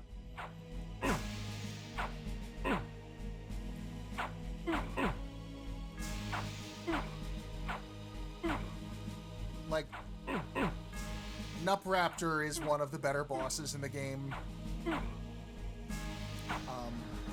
There's another one that springs to mind later that's kind of fun, but really for a gimmicky novelty of it. But most of the bosses are like this. That having been said, the bosses in the next game are quite fun, because they're mostly puzzle bosses, my favorite kind of boss.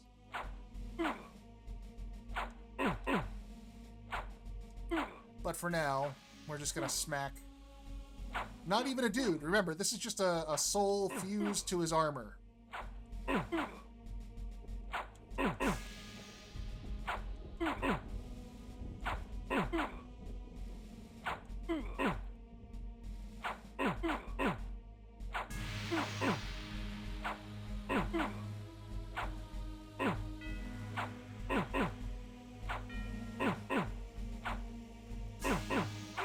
Buddy, I'm gonna starve to death before you die. Go down.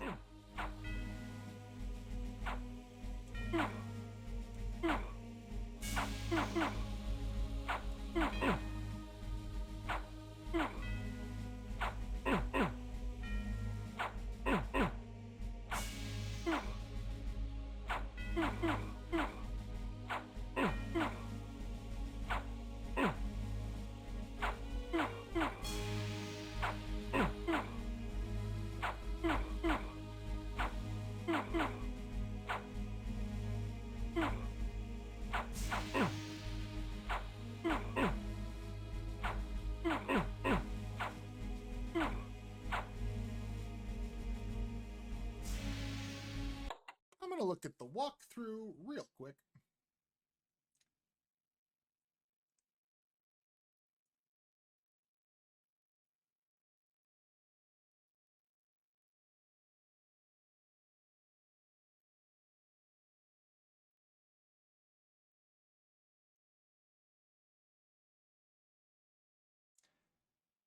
Something's gone weird.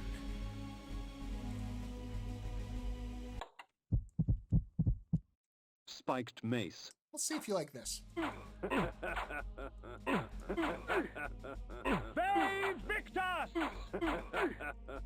Vae Victus! Vae Victus! The Heart of Darkness. I'm not sure what's going on. I've hit him so many times, I feel like there's another phase to this fight, and I feel like it should have triggered by now.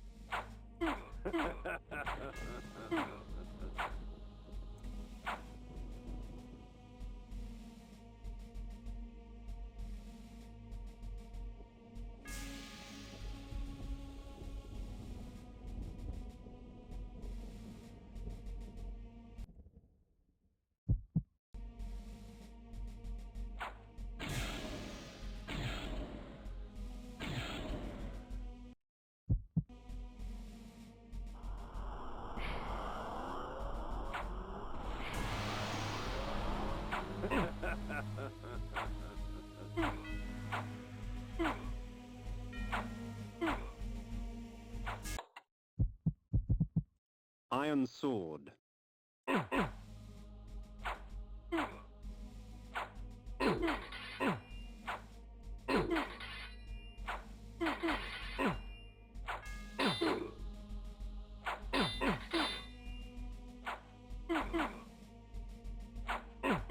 Vae Victus! Hold that thought.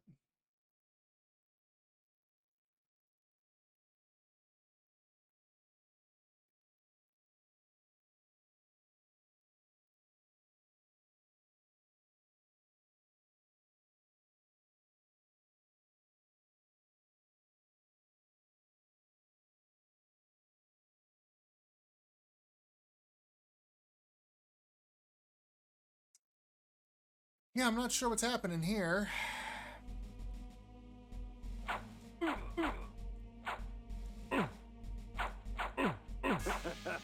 Oh, there was something. Save Victor! There we go. Okay. Save Victor! It's not a matter of cumulative damage. You've actually got to knock him back in successive attacks. That's what I was doing wrong. And then he starts firing these bolts, which is when you want to pull out...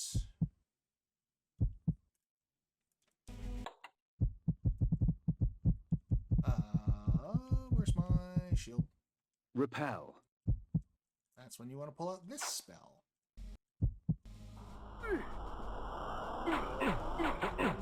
Save Victor! I know he's supposed to fall down and scatter. Why isn't he doing that? Because it's the compound hits, that's what does it.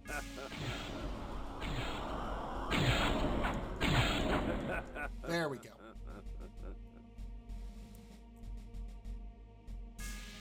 And then he does that. And all you can do is run away. But what's this? Havoc and malice. Their presence in my hands keeps me from employing magic. Yet rest assured, they do little to hamper my relish for slaughter. So earlier, I want to say Discard brought it up. The axes. About timing your attacks. This is the item where Even you the can gentle really... snowfall is lethal to a vampire's well-being. 'Twould seem Malik's destiny with my blade was postponed. Perhaps Ariel could offer further guidance. Yeah, we don't actually get to kill Malik because he pulls that fucking move, and we gotta run away. So with the axes, and this is probably going to be the last thing before we head off for the night, is...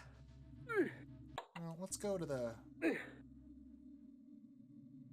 Let's fly to where it's not snowing. See, rain we have become immune to.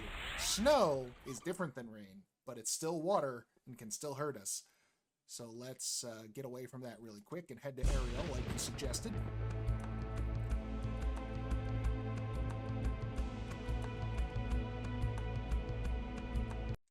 I've seen the animation. We can skip that. That's fine. Ah, the Lord returns empty-handed. Does the Seraphim elude you? Very well. Go east of Malek's Bastion. The Oracle shall give you aid. East of the Bastion to find the Oracle. Also, the Seraphim. Remember that. It'll come in hand. It'll be relevant later. But they did refer to him as Malek of the Seraphim at the beginning. And tuck that away in the back of the head. So the axes. You swing them. They hurt. If you tap the button and swing them very quickly, this happens.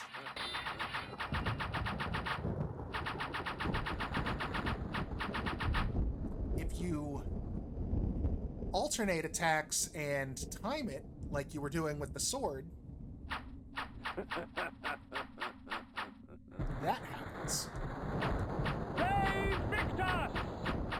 So that's your 3-hit combo that turns into like an 18-hit combo. Save Victor! Or my personal favorite. The Tornado of Death. Can you guess what barbarian branch I played in Diablo?